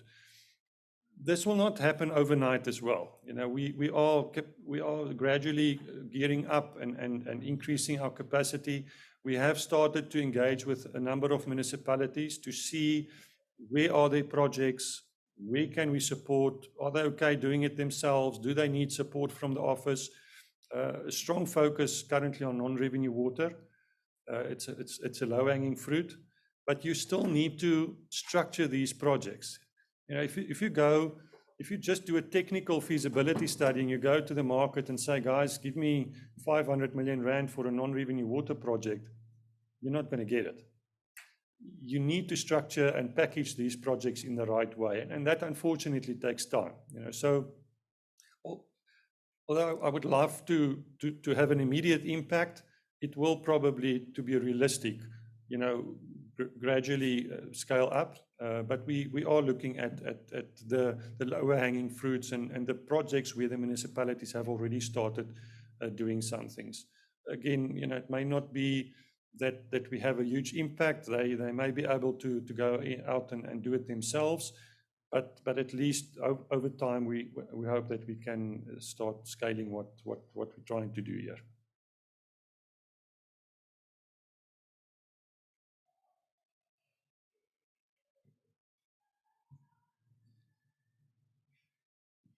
Hi, Jan. I think one of the frustrations from industry to date has been, and I'm sure some of the others can concur with me, is you put a very small bullet there, guarantee. You know, there has been a lot of RFQs and EOIs that have gone out into the market, and as industry and players in the PPP sector, it doesn't come at a low cost. You know, it costs us typically over $1 million just to tender on these type of projects. And to be frank, you know, we keep getting to the point where there isn't financial closure. And it almost, it's like we're going around in a circle, but surely financial closure and guarantee has to happen before the process goes out into the market, because the project is never, as a PPP, going to be a success without having financial closure. And I'm not quite sure how that has been successful in the energy sector. Is it because Eskom stood guarantor for buying the power and Treasury backs Eskom? But in the water sector, it differs in that it's the municipalities or the water boards, which, you know, we've all got to be honest with one ourselves, it doesn't appear to be financially secure to invest that kind of funding. And this is where there's disappointment in the industry, and I've been to a number of DBSA's presentations over the years, is we've surely got to get that right. Unless somebody puts guarantee in, it's never going to work. Yeah, you're 100% correct. It's not, that's the difficult part. And you know, obviously water is more of a social nature than energy. So it is, there are many things that I think we need to start getting right. People need to start paying for the service, because that will create your revenue stream and will reduce your reliance potentially on some of the guarantees that's required. So part of what we're trying to do is to set up, we've got a good understanding of what's necessary. And we know, I mean, if you look at the triple Ps over the past 25 years, I think we've got 3, maybe 4 in the water sector, and they were all done 25 years ago.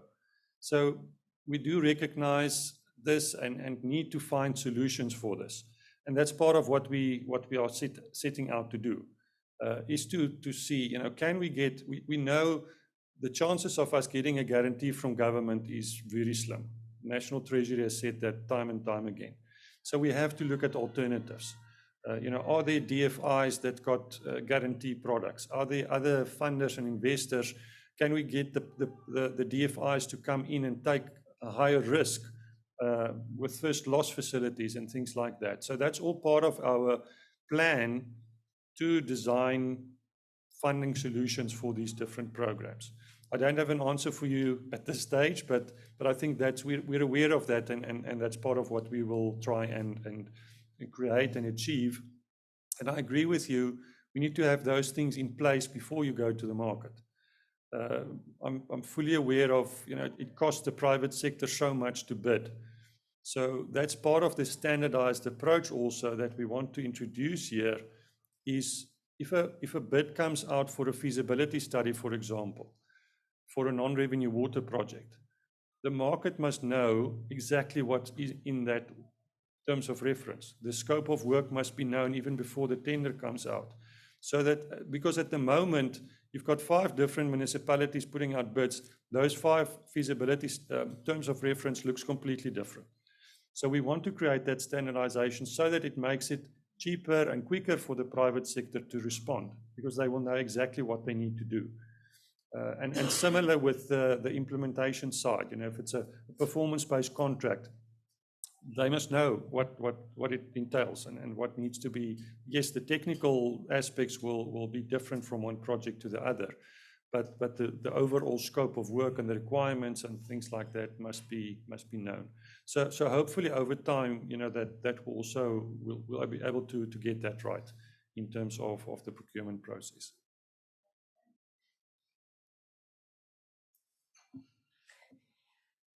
The other item that historically as a country is we have a number of industrial players that have got historically very low water tariffs. You know, we're talking sub 5 rand per cubic meter. And in some of these PPPs that have come out, it has indicated that there's offtake agreements in place. But that requires those parties to substantially increase their payment of water by 200%. And then there comes the frustration of, well, will the industry sustain that, or will there be job losses? And then there's pressure from unions and pressure as to whether industry continues doing business. How is that sensitivity? Because there seems to be a bit of naivety that comes out again. And I'm sorry to be so pessimistic. I'm a born South African, I'm staying here. But you know, this is the reality of what we're sitting with when we get these potential PPPs coming out. It's a very real situation that you're explaining there, and it's not easy to go to industry and say all of a sudden you need to pay double what you have been paying for water. But it is probably one aspect that one needs to attend to. But to look at it from a different side, what one can do is to say, we know what that price of the water for a specific industry would be. So how you would normally do it is you would say, this is my project cost, this is my tariff, and you calculate the tariff. Let's use an example of it's going to cost you 20 rand a kiloliter. Let's say that industry is paying 10 rand a kiloliter. So there's a huge mismatch there. So you can either say, well, you have to now pay 20, which might make the industry you know, unsustainable, or you can say, we're going to get 10 rand from the industry, we have to get the other 10 from somebody else. And maybe government then needs to come in with a grant component to cover and to subsidize that tariff. So those are different, I think, ways in which one can look at it. And I mean, we've got the infrastructure fund, which can typically be the source of that gap funding, if I can call it that. So you can either go out and say, we need to raise all of this funding from government, or everything from the private sector, or a combination thereof, with government coming in to cover certain aspects. So just an example of you know, maybe, and there are live cases of that example around, and that we are looking at.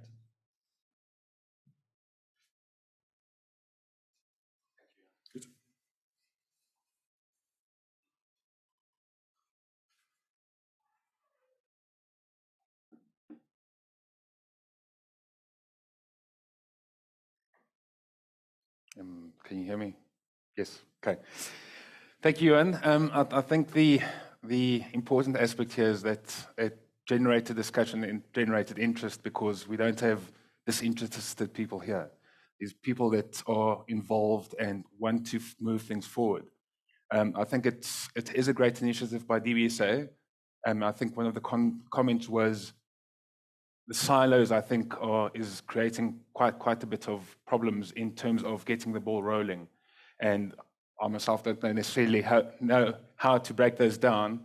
But I think that would be almost the nub of it, or the critical thing is to get those silos broken down, people talking to each other and getting things moving.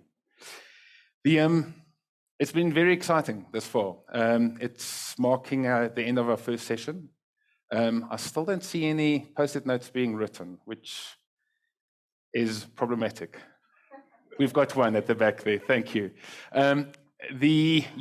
So I can confirm that you don't need to write down what's being said or write down the presentation. So you can write down on your post-it notes. We will be sharing the presentation and also the recordings. So you can go back, have a view of what has been shown and discussed. And we are very generous, actually, because you are here and because the online attendees are here. We'll also make available to you Friday's discussion.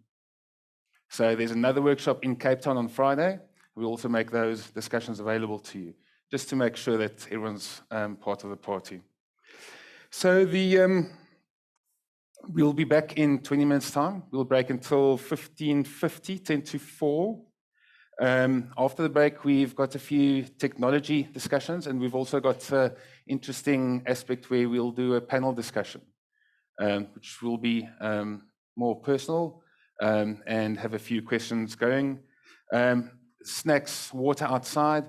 Please, if you prefer any, and tea and coffee. If you prefer any cold drinks, please feel free to order from the cafe.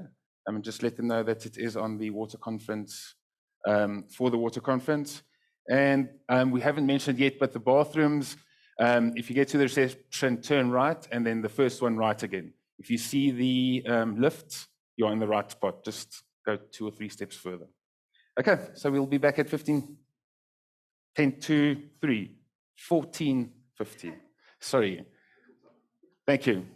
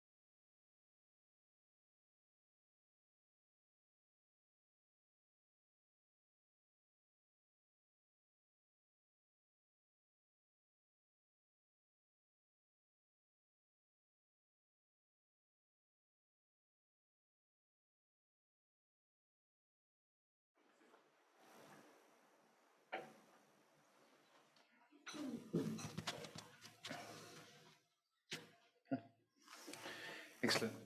I hope everyone's pulled up and had good chats in the break. We'll kick off immediately. Next up, we have Rick Tillo, Sales Director from NX Filtration. So he'll be talking to us about technologies for water reuse. One of Rick's mantras is teamwork makes the dream work. So let's see how he does things. Thanks, Derek. Hello, everybody. Thanks for joining us here today, both here in this venue and also a thank you to the online participants. Appreciate being here after such a long time and also seeing old friends from the water industry again here in South Africa.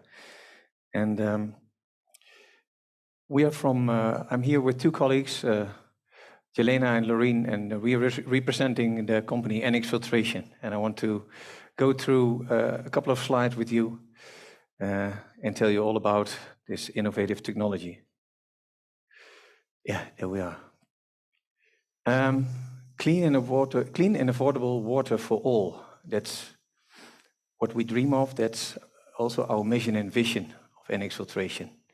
And we've seen already a couple of slides with numbers here today, and I also would like to share a couple of numbers with you because it's this is the driver. This is why we are bringing up innovations, new innovations. The climate challenge is exhausting the traditional groundwater levels. We see that all around the globe, and even in the Netherlands, where 60% is under sea level, we are experiencing big groundwater level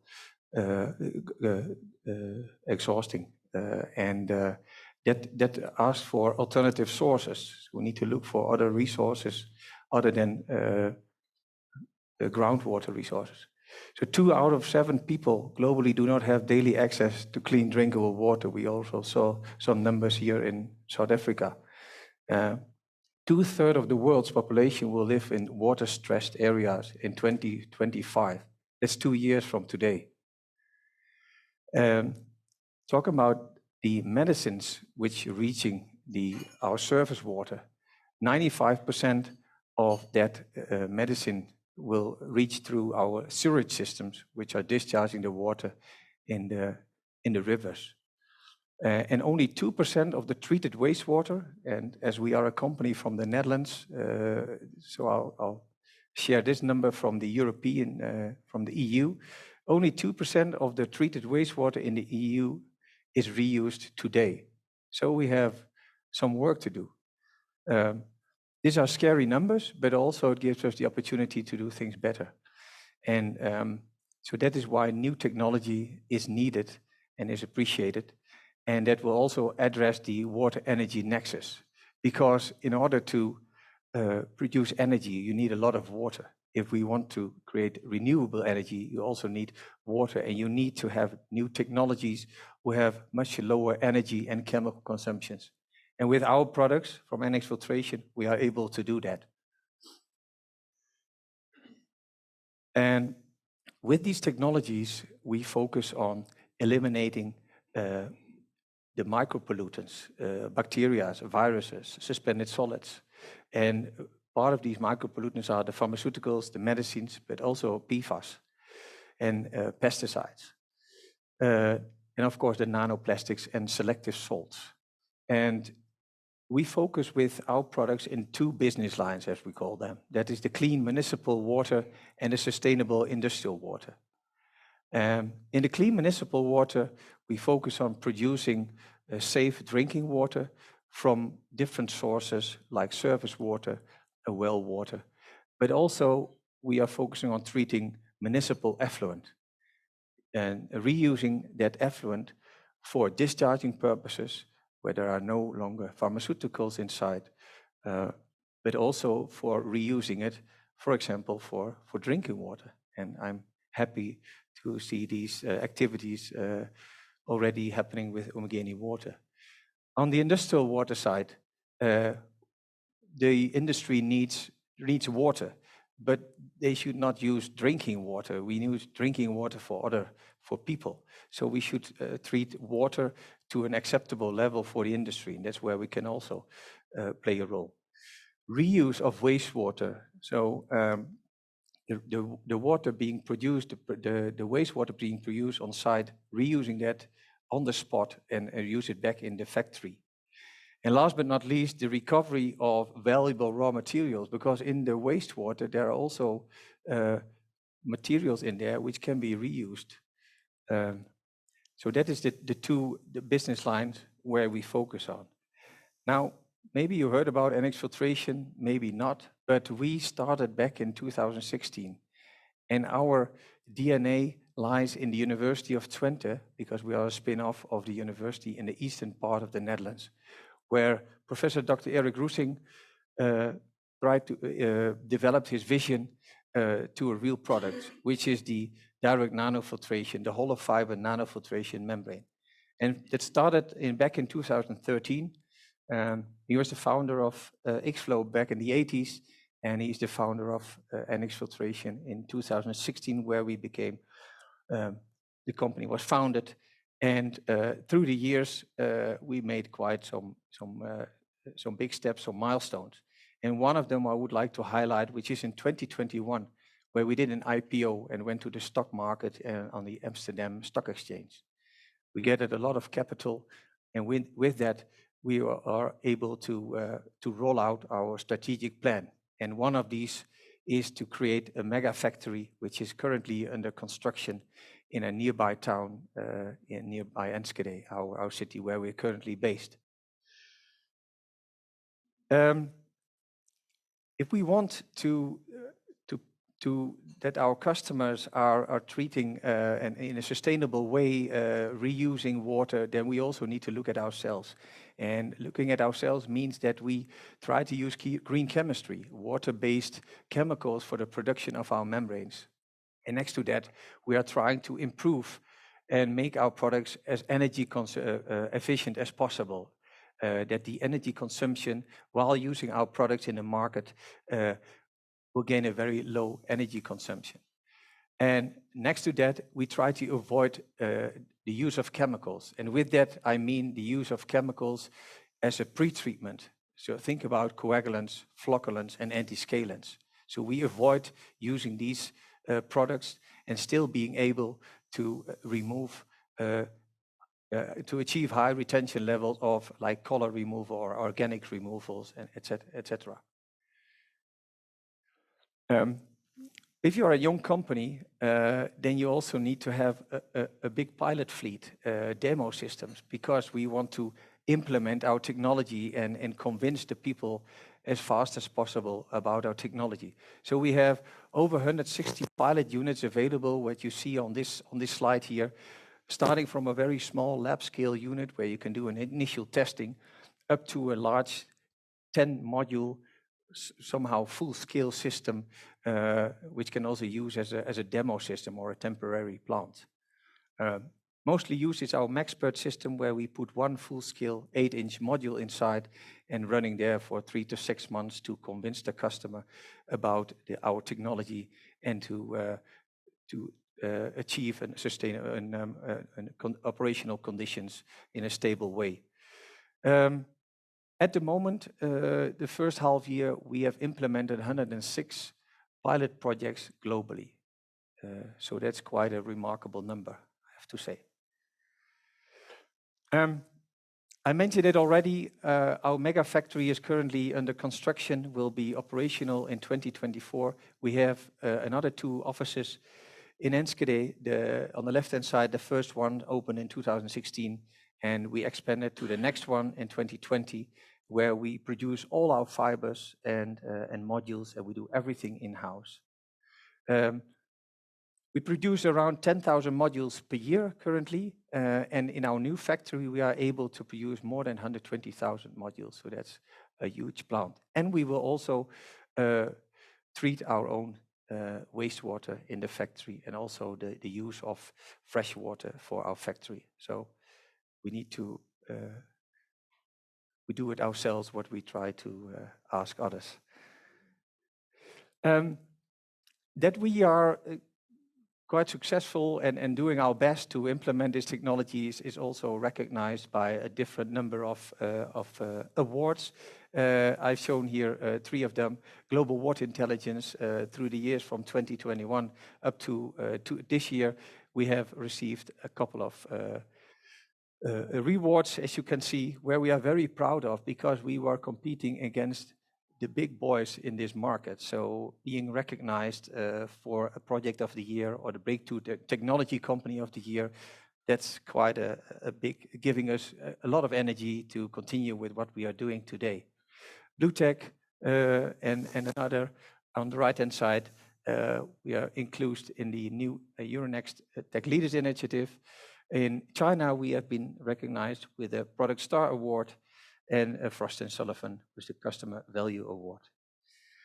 That we are based in the Netherlands doesn't mean that we only do business in the Netherlands. Here is a group of companies where we are working with globally already, because we have offices around the globe, in the US, in India, in China, in Southeast Asia, and of course in Europe.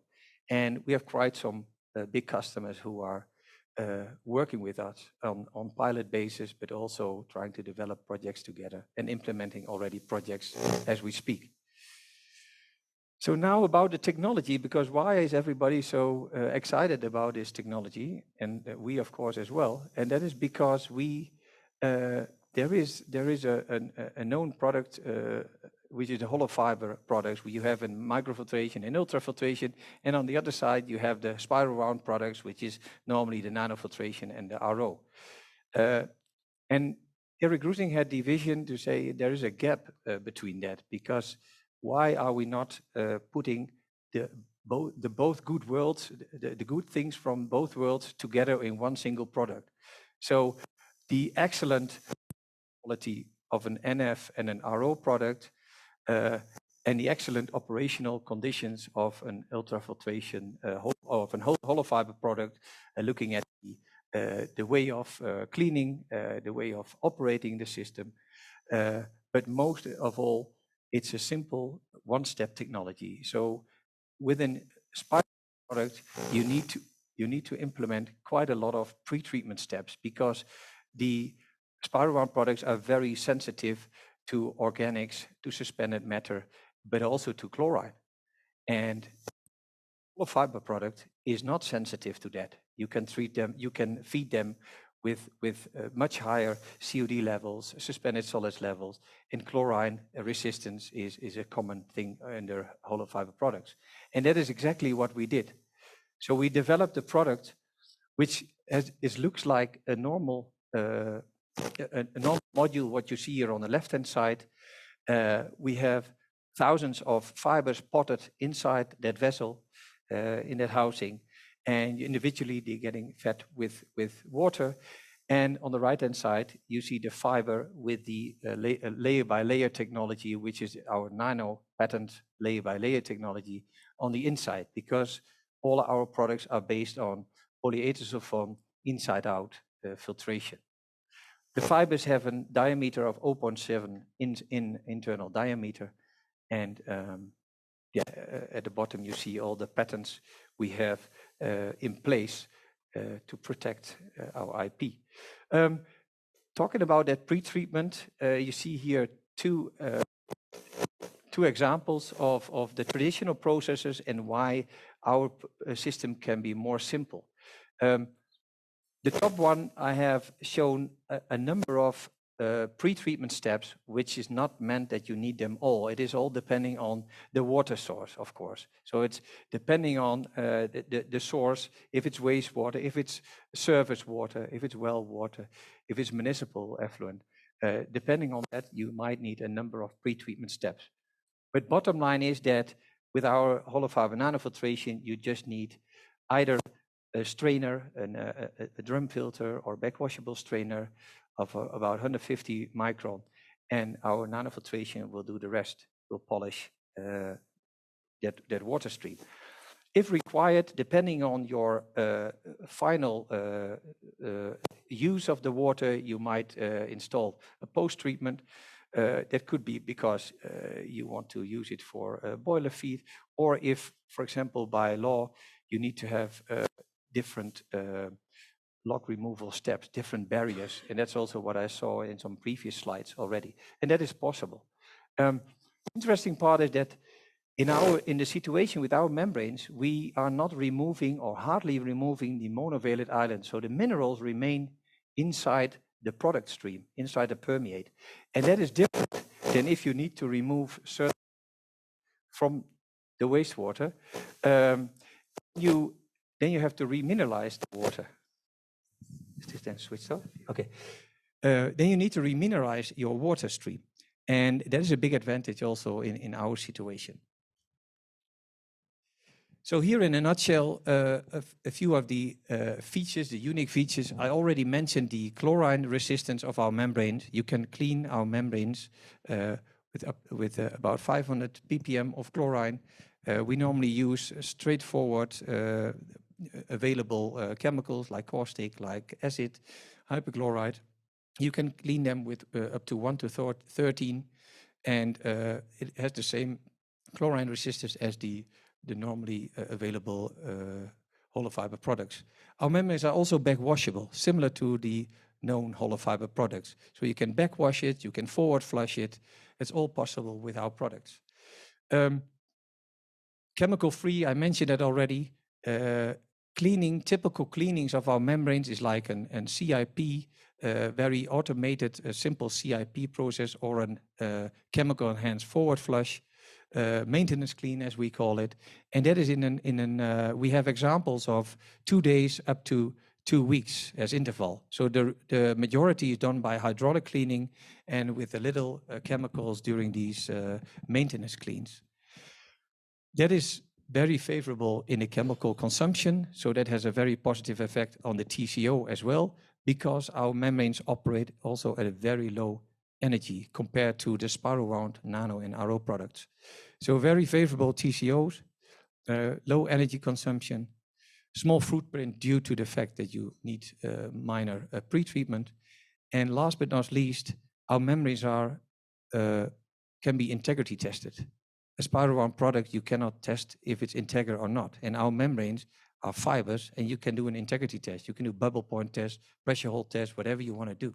So if you want to be sure that the water is clean, is not permeated, is not contaminated because of integrity issues, you can monitor that online with our membranes, like you used to do with other hollow fiber products.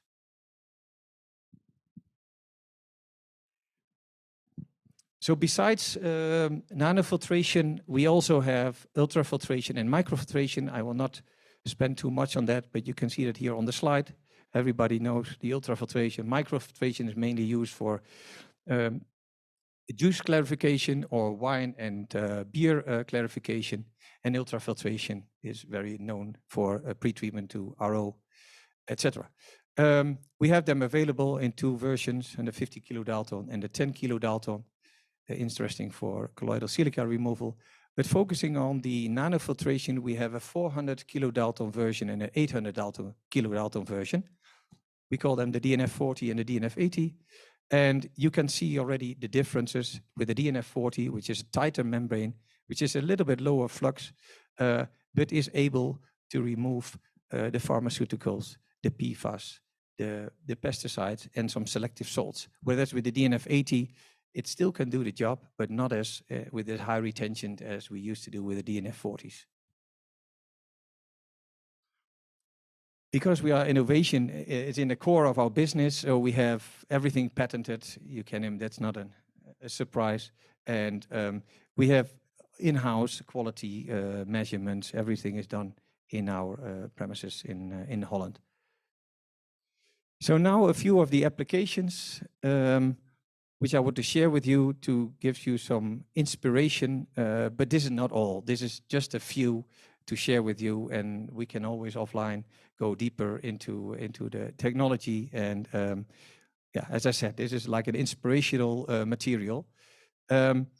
So next to the real applications or the the references. I also want and to emphasize that we have some know-how corporations where we're very proud of. One of them is with the company PepsiCo, where we done quite some R&D projects, and that resulted also in some very nice references around the globe, because they also have their own goals to reuse the water and to minimize loss. Acciona, together with Acciona, we are participating in the European Innovation Project for eliminating emerging pollutants. And that is, for example, PFAS. So we are happy that these initiatives are there in Europe as well. But we come back to that later also in the panel discussion. And the KWR, which is our research institute in the Netherlands, I have a slide from that.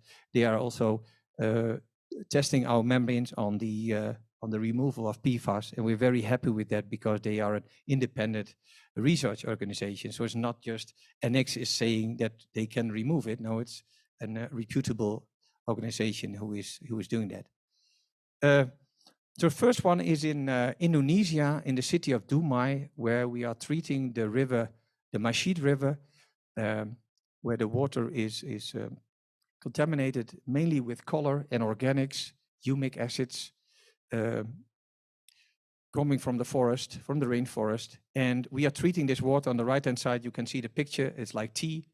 And we're treating that in one single step, just with a strainer, backwashable strainer as pre-treatment, in one single step to drinking water. And this is really used as drinking water.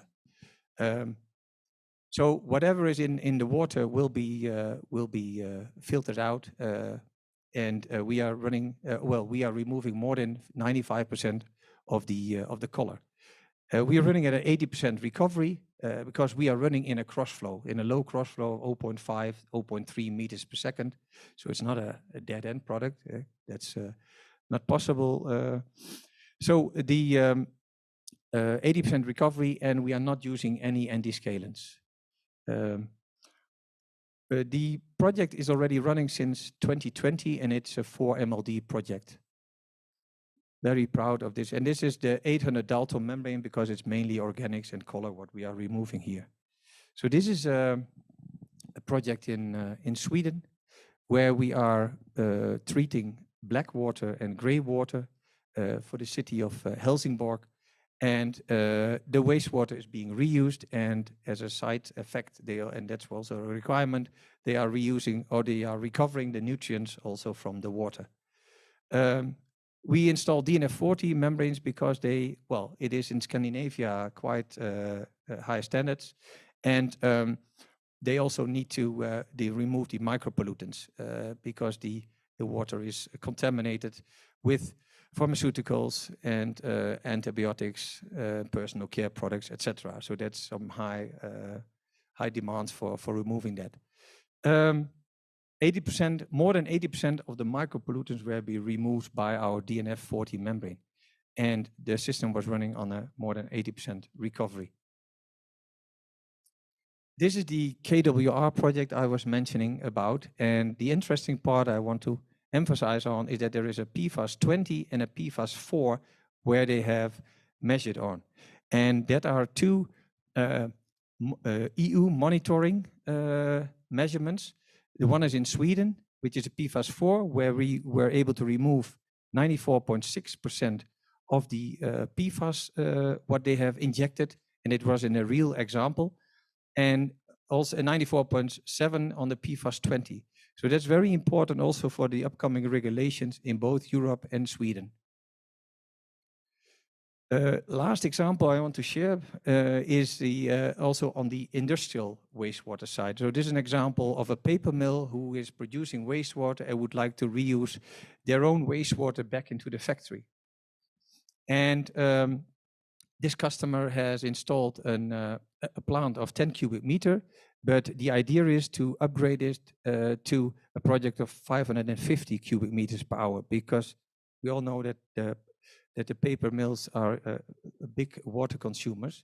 So reusing water in their factory is an important goal. Recovery of more than 90%, and this is also a ZLD process, so that's very interesting. So they are recovering everything in the factory. DNF 80 membranes, flux of 25, and more than 90% recovery. So that was in a nutshell my presentation, and I thank you very much. Any questions?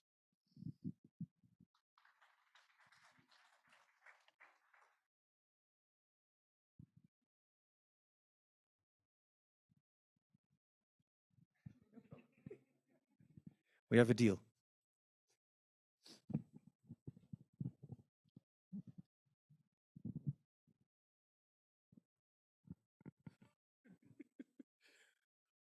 Thank you very much. The cost of the membrane from a CapEx point of view, and also when you do the comparison also with the OpEx, have you done those comparisons to actually show us the full? I know you chatted on the energy, the actual energy amount, but I think it will help to bring the comparison so one can look at the overall life cycle cost of the opportunity. Yeah, we have examples for that. I didn't include them not to go too deep with 20 minutes of presentation time, but we can share these kind of numbers definitely. We have examples of that, yeah. Sorry. Yeah, I just wanted to ask why inside out instead of outside in? Because I think it's an interesting question. With the company is, the founder is somebody who comes from the inside out background. But it's getting a bit technical, but putting the layer by layer technology on the inside is a little bit less challenging than putting it on the outside. Let's put it like that. Yeah. And we are believers in the inside out technology as well. So that's where we grew up with. And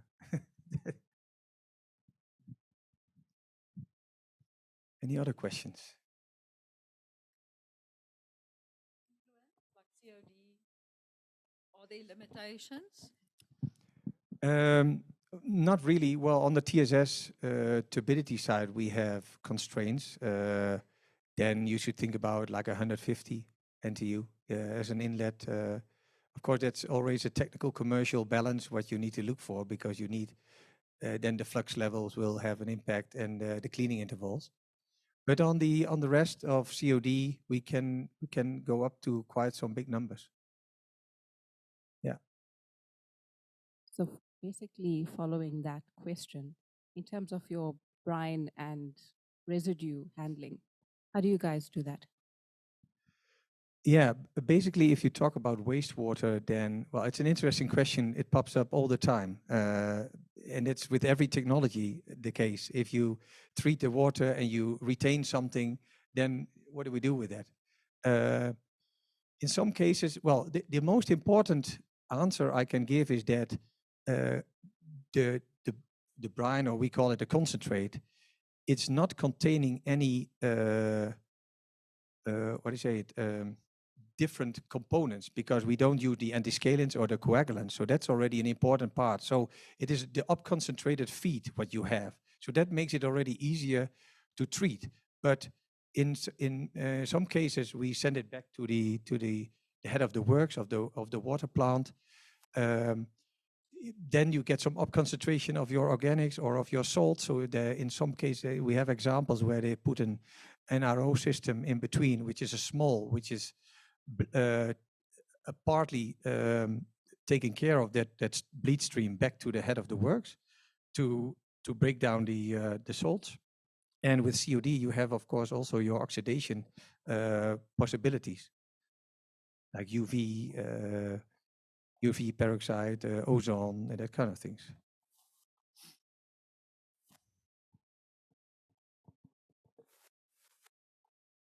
But we have cases where they can send it back to the river, for example, because it's not containing any different components than that color or organics, for example.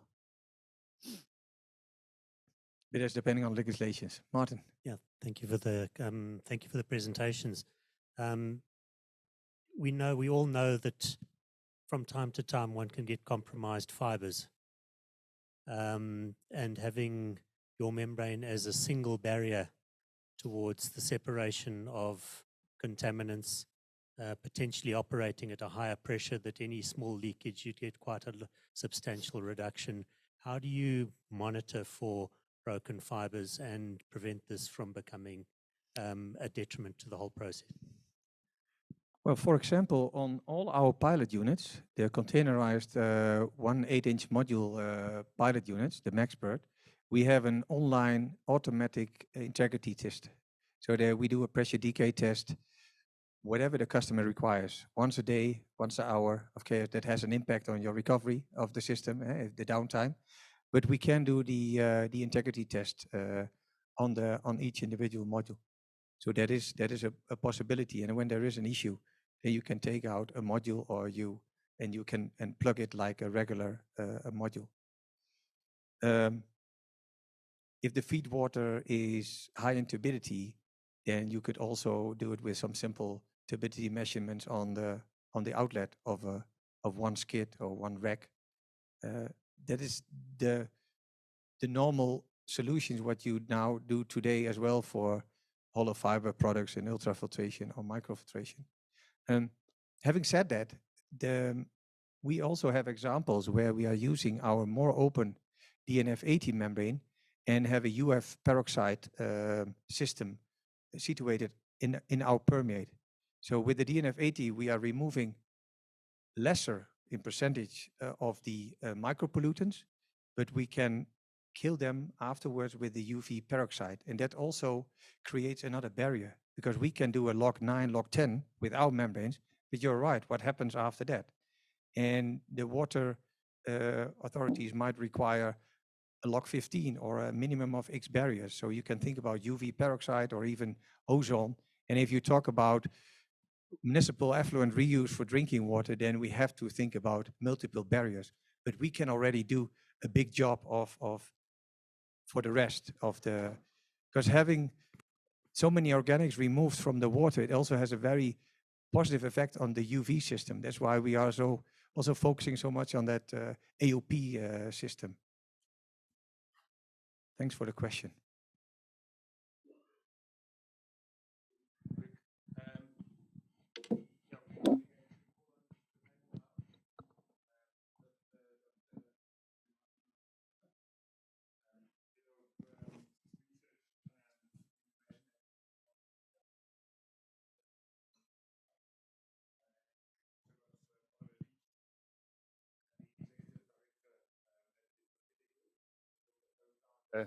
And principal at the Water Fund.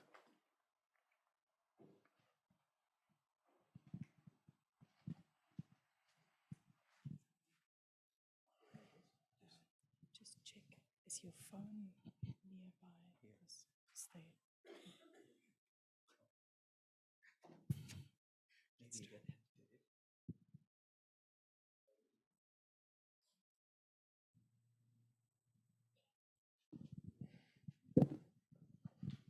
So can you just swap around? I think they changed your names. I think. Thank you. Yeah. Well, this.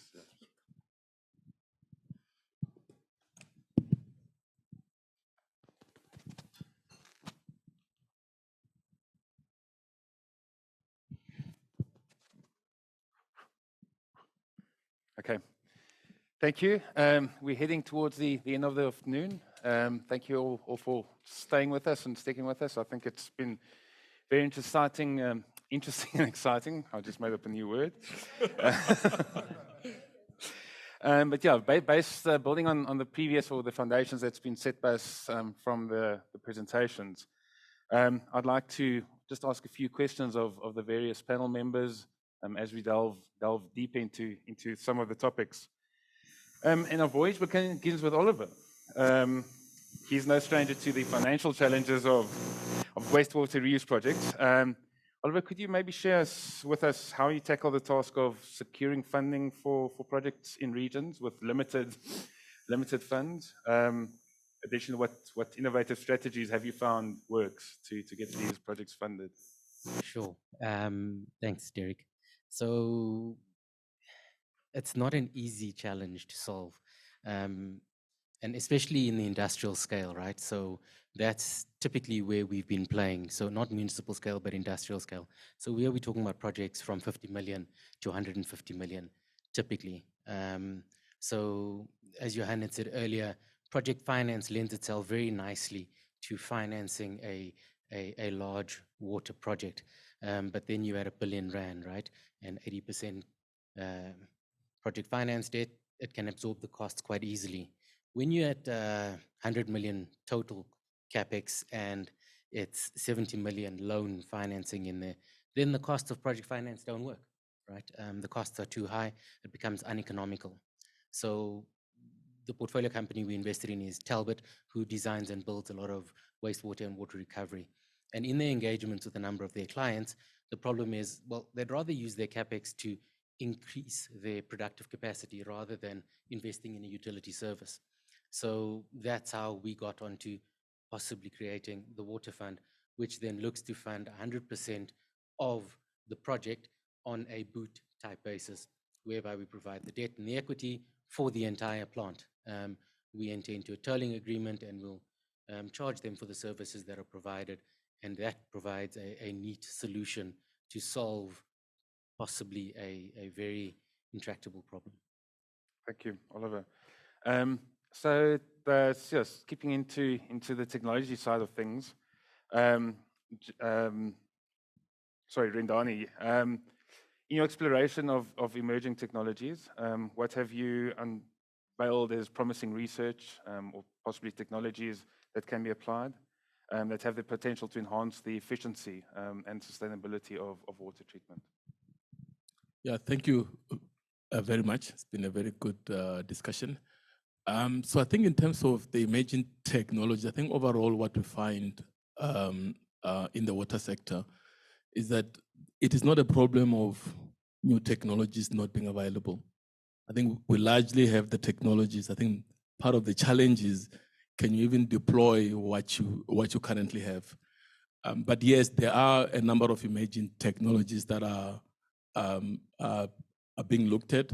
I think largely on the water reuse side, it's how do we handle aspects such as your CECs, of which I think that's one area where we are currently exploring in terms of the multi-barrier arrangements and how we bring that into the fore from the South African perspective. The other area, we find that the biological treatment seems to be one area that is advancing and progressing, and we're trying to understand how we can bring that into our technology stack as well. Okay, very interesting. So then we head over to Europe and the other parts of the world. Rick, in your experience, it's been extensive. You've been in water treatment all your life.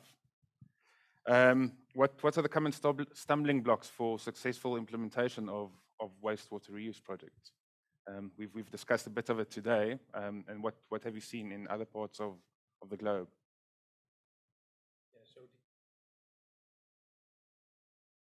Yeah. So we mentioned already about the regulations. So no or limited regulations in place. That's what's really it's a stumble block. But if you look at it positive, it could be a driver. It's a driver for us that it's for investing in technology or new innovations. If you want to reuse the water, then the cost of the piping from the wastewater treatment plant to the place where you want to deliver the water is quite a challenge and can be a big cost, unless it's close to the wastewater treatment plant, obviously. The overall treatment process cost is seen as a tumble block, and low cost of drinking water. It was all mentioned before, but it's a big driver because you need to have the financials right. Customer acceptance, if you talk about reuse of municipal effluent as drinking water, of course. And yeah, I think these drivers should basically, there should be drivers for innovations. But I also wrote down something from our half-year report, which was published today, which gave some good initiatives, because there are drivers for droughts and pollutions. And If we look at France, for example, they introduced 53 measures to share for and reuse and saved water. And this plan is to achieve 10% wastewater reuse by 2030. So that's the goal, compared to less than 1% today. So that is the initiatives in France, what will happen as we speak. And that represents nearly 1,000 projects in that period of time. So that's quite massive. Also, the U.S. Biden-Harris administration proposed the first ever national drinking water standard relating to PFAS. That was also done in March 23. So then we go to the US. And Spain announced a 2.2 billion package to alleviate drought impact, because Spain is suffering heavy drought. And in June 2023, Germany announced a new limit values for PFAS in drinking water.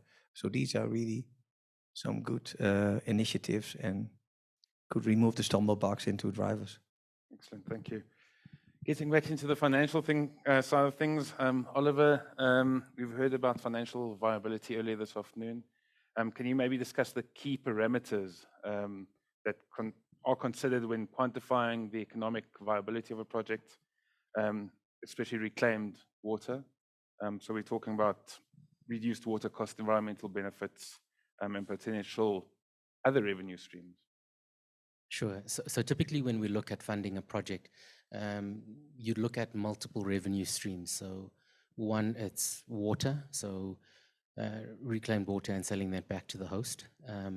Waste treatment costs, so reducing their waste treatment cost because the absolute volume is reduced. And depending on the waste stream, potentially also then an energy supply, which you could then harness and provide either steam or electricity into the plant. And those typically are what we look at as the revenue drivers for a viable project. Other factors to consider are, I suppose, the volume, so consistency of supply, so that you don't have to overspec your plant, right? So where you have massive fluctuations in volume, you've got to overspec a plant, which makes it less viable. So there are certain other parameters that we consider.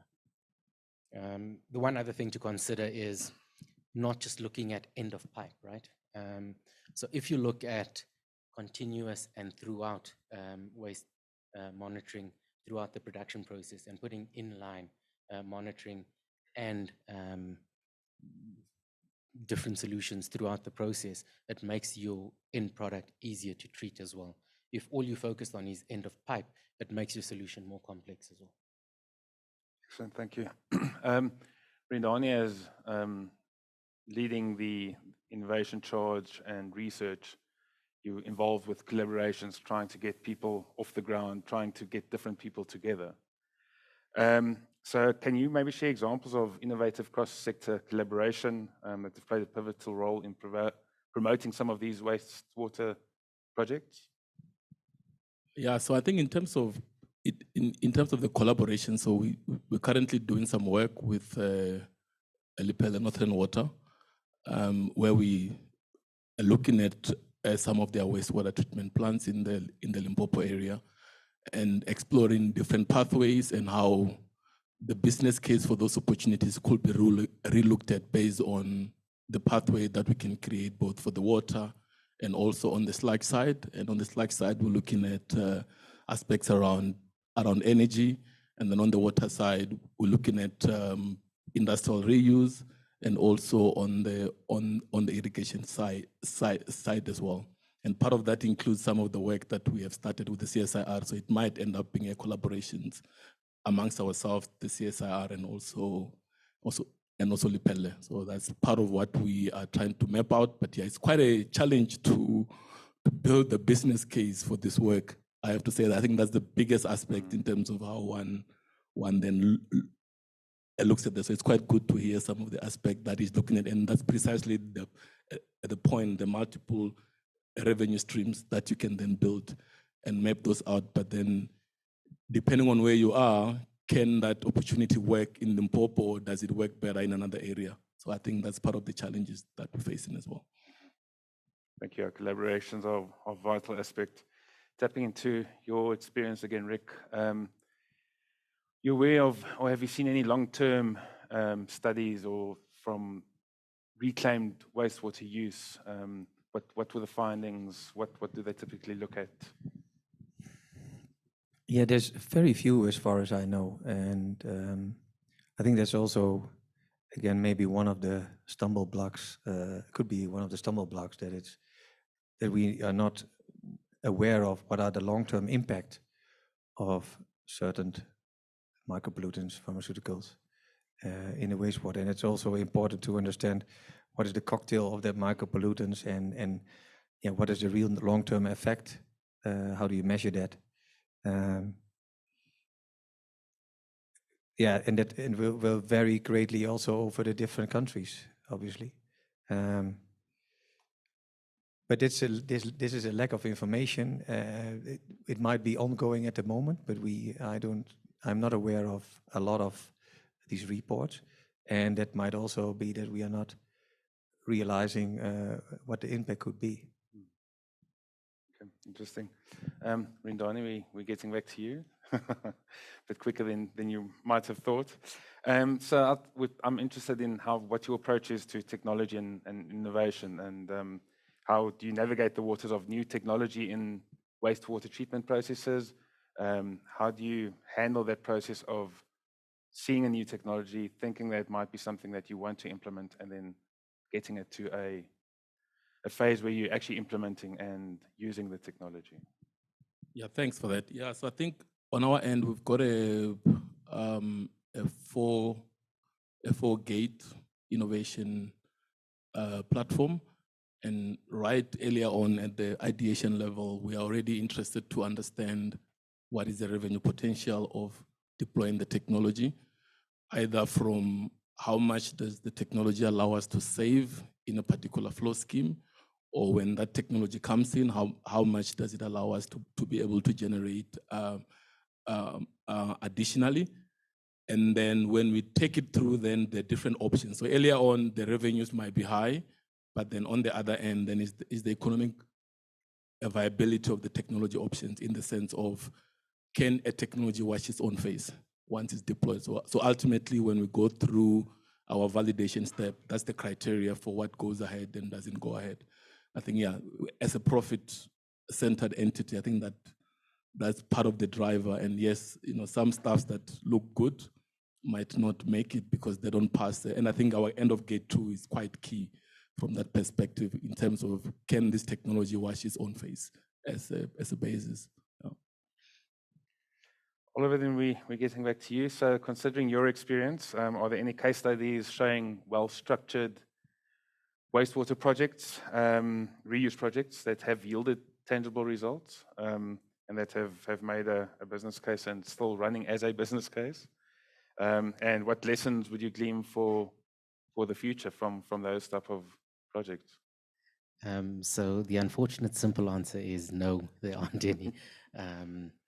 So we are actually in the process of constructing a project that's already been contracted for. So the history of this thing is, companies typically dealt with wastewater treatment only. Water reuse is a new use case. And we've managed to convince a corporate that this makes sense for them to do as well. And the contracted terms make sense for everyone. We've agreed terms, we're contracting, and we're building. So hopefully it's the start of the future. Thank you. That's valuable indeed. Rick, you're the lucky last one. So let's look into the future once more. How do you envision the wastewater reuse shaping globally? What do you see happening? Is it going to be, what are the key priorities that you think should be looked at on the innovation and research perspective? Yeah, I think from the commercial environmental drivers, wastewater reuse isn't important.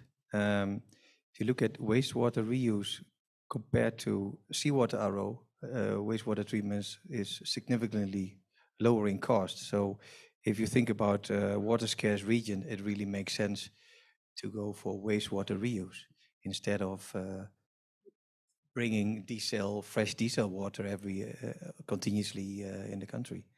So low-cost decentralized wastewater systems combined with reuse technology is in my vision the way to go.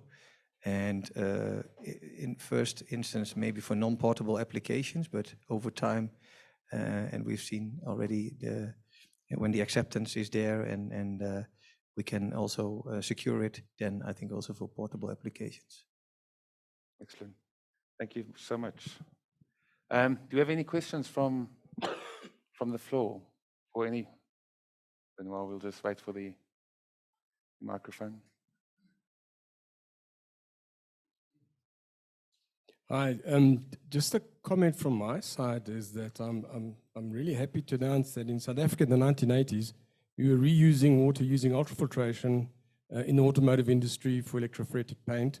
When the industry converted from solvent-based to water-based paints, I was interested to hear from your side you've gone from solvent to water in the manufacture of the membranes. So it's quite old hat in South Africa. I think we've had a hiatus the last 2 decades for reasons better known to all of us. But we've been doing it for quite a long time. And on the effects of reuse of DPR, Windhoek put in their triple barrier system in the late 1990s, I think it was. And I'm not too sure what they're monitoring, but we haven't heard any negative outcomes out of Windhoek. Maybe you would have a comment on that. I'm aware of that project because I was working for the company who supplied the ultrafiltration membranes at that time. And I also did not hear anything back from that. I know that they have multiple barriers. There's UV, there's ozone, there's activated carbon installed. And it shows that it is possible. It's already in place. It's in the desert. There's no water available. So I think then that is the way to go. But I cannot answer the question why we haven't implemented that in other places. Personally, I haven't heard anything on reports or measurements what they have done.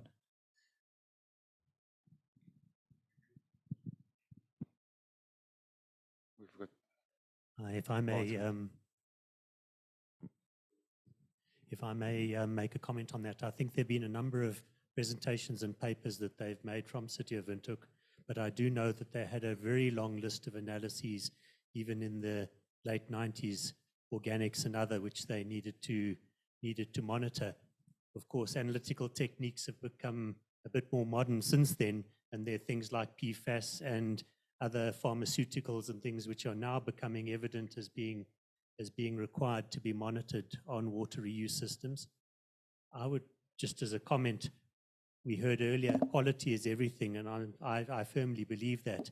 For water reuse, certainly for direct potable reuse to be accepted in the future, for us to get the trust of the general public, we need now with industrial reuse projects to start monitoring certain of these other determinants to at least have the scientific facts as to how are they being removed with certain processes, that in the future, if we do get to a point for direct potable reuse, we have some answers and have actually had the experience of demonstration over a number of years.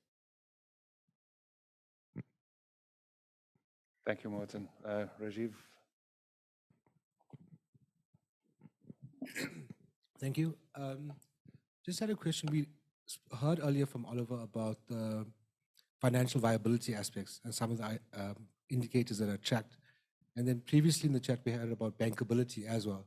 I just wanted to check, in your opinion, are those two the same, or are there other factors that affect the bankability of a water reuse project? So I think your biggest determinant is, I suppose, creditworthiness of the host, which is the only factor we haven't measured. So the other factors build into your model, right? But if your volumes fluctuate or if your host goes out of business, then your project fails.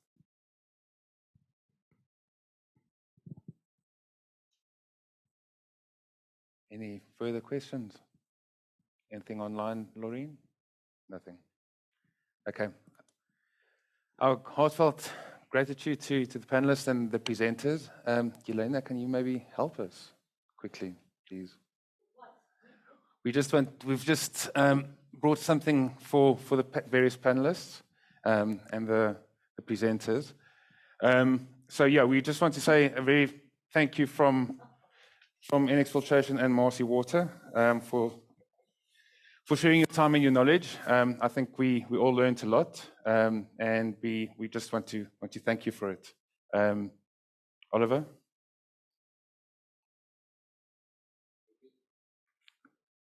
Rendani?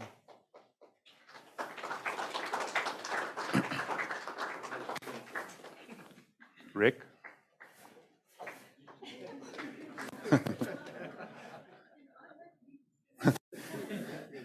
Megan?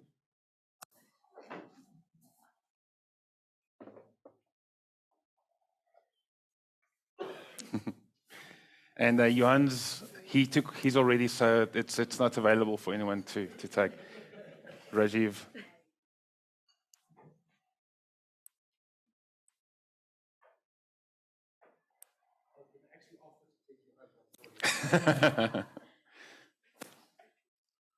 Thank you, Rajiv. Thank you very much for your time. We're closing exactly on time, which I think is good. Thank you for your time. Thank you for sharing. Thank you for a bit more sticky notes there. So yeah, please go out. Let's go out and try to make a difference where we can. Sometimes the stumbling blocks look massive, but we just need to keep on pushing. Thank you very much.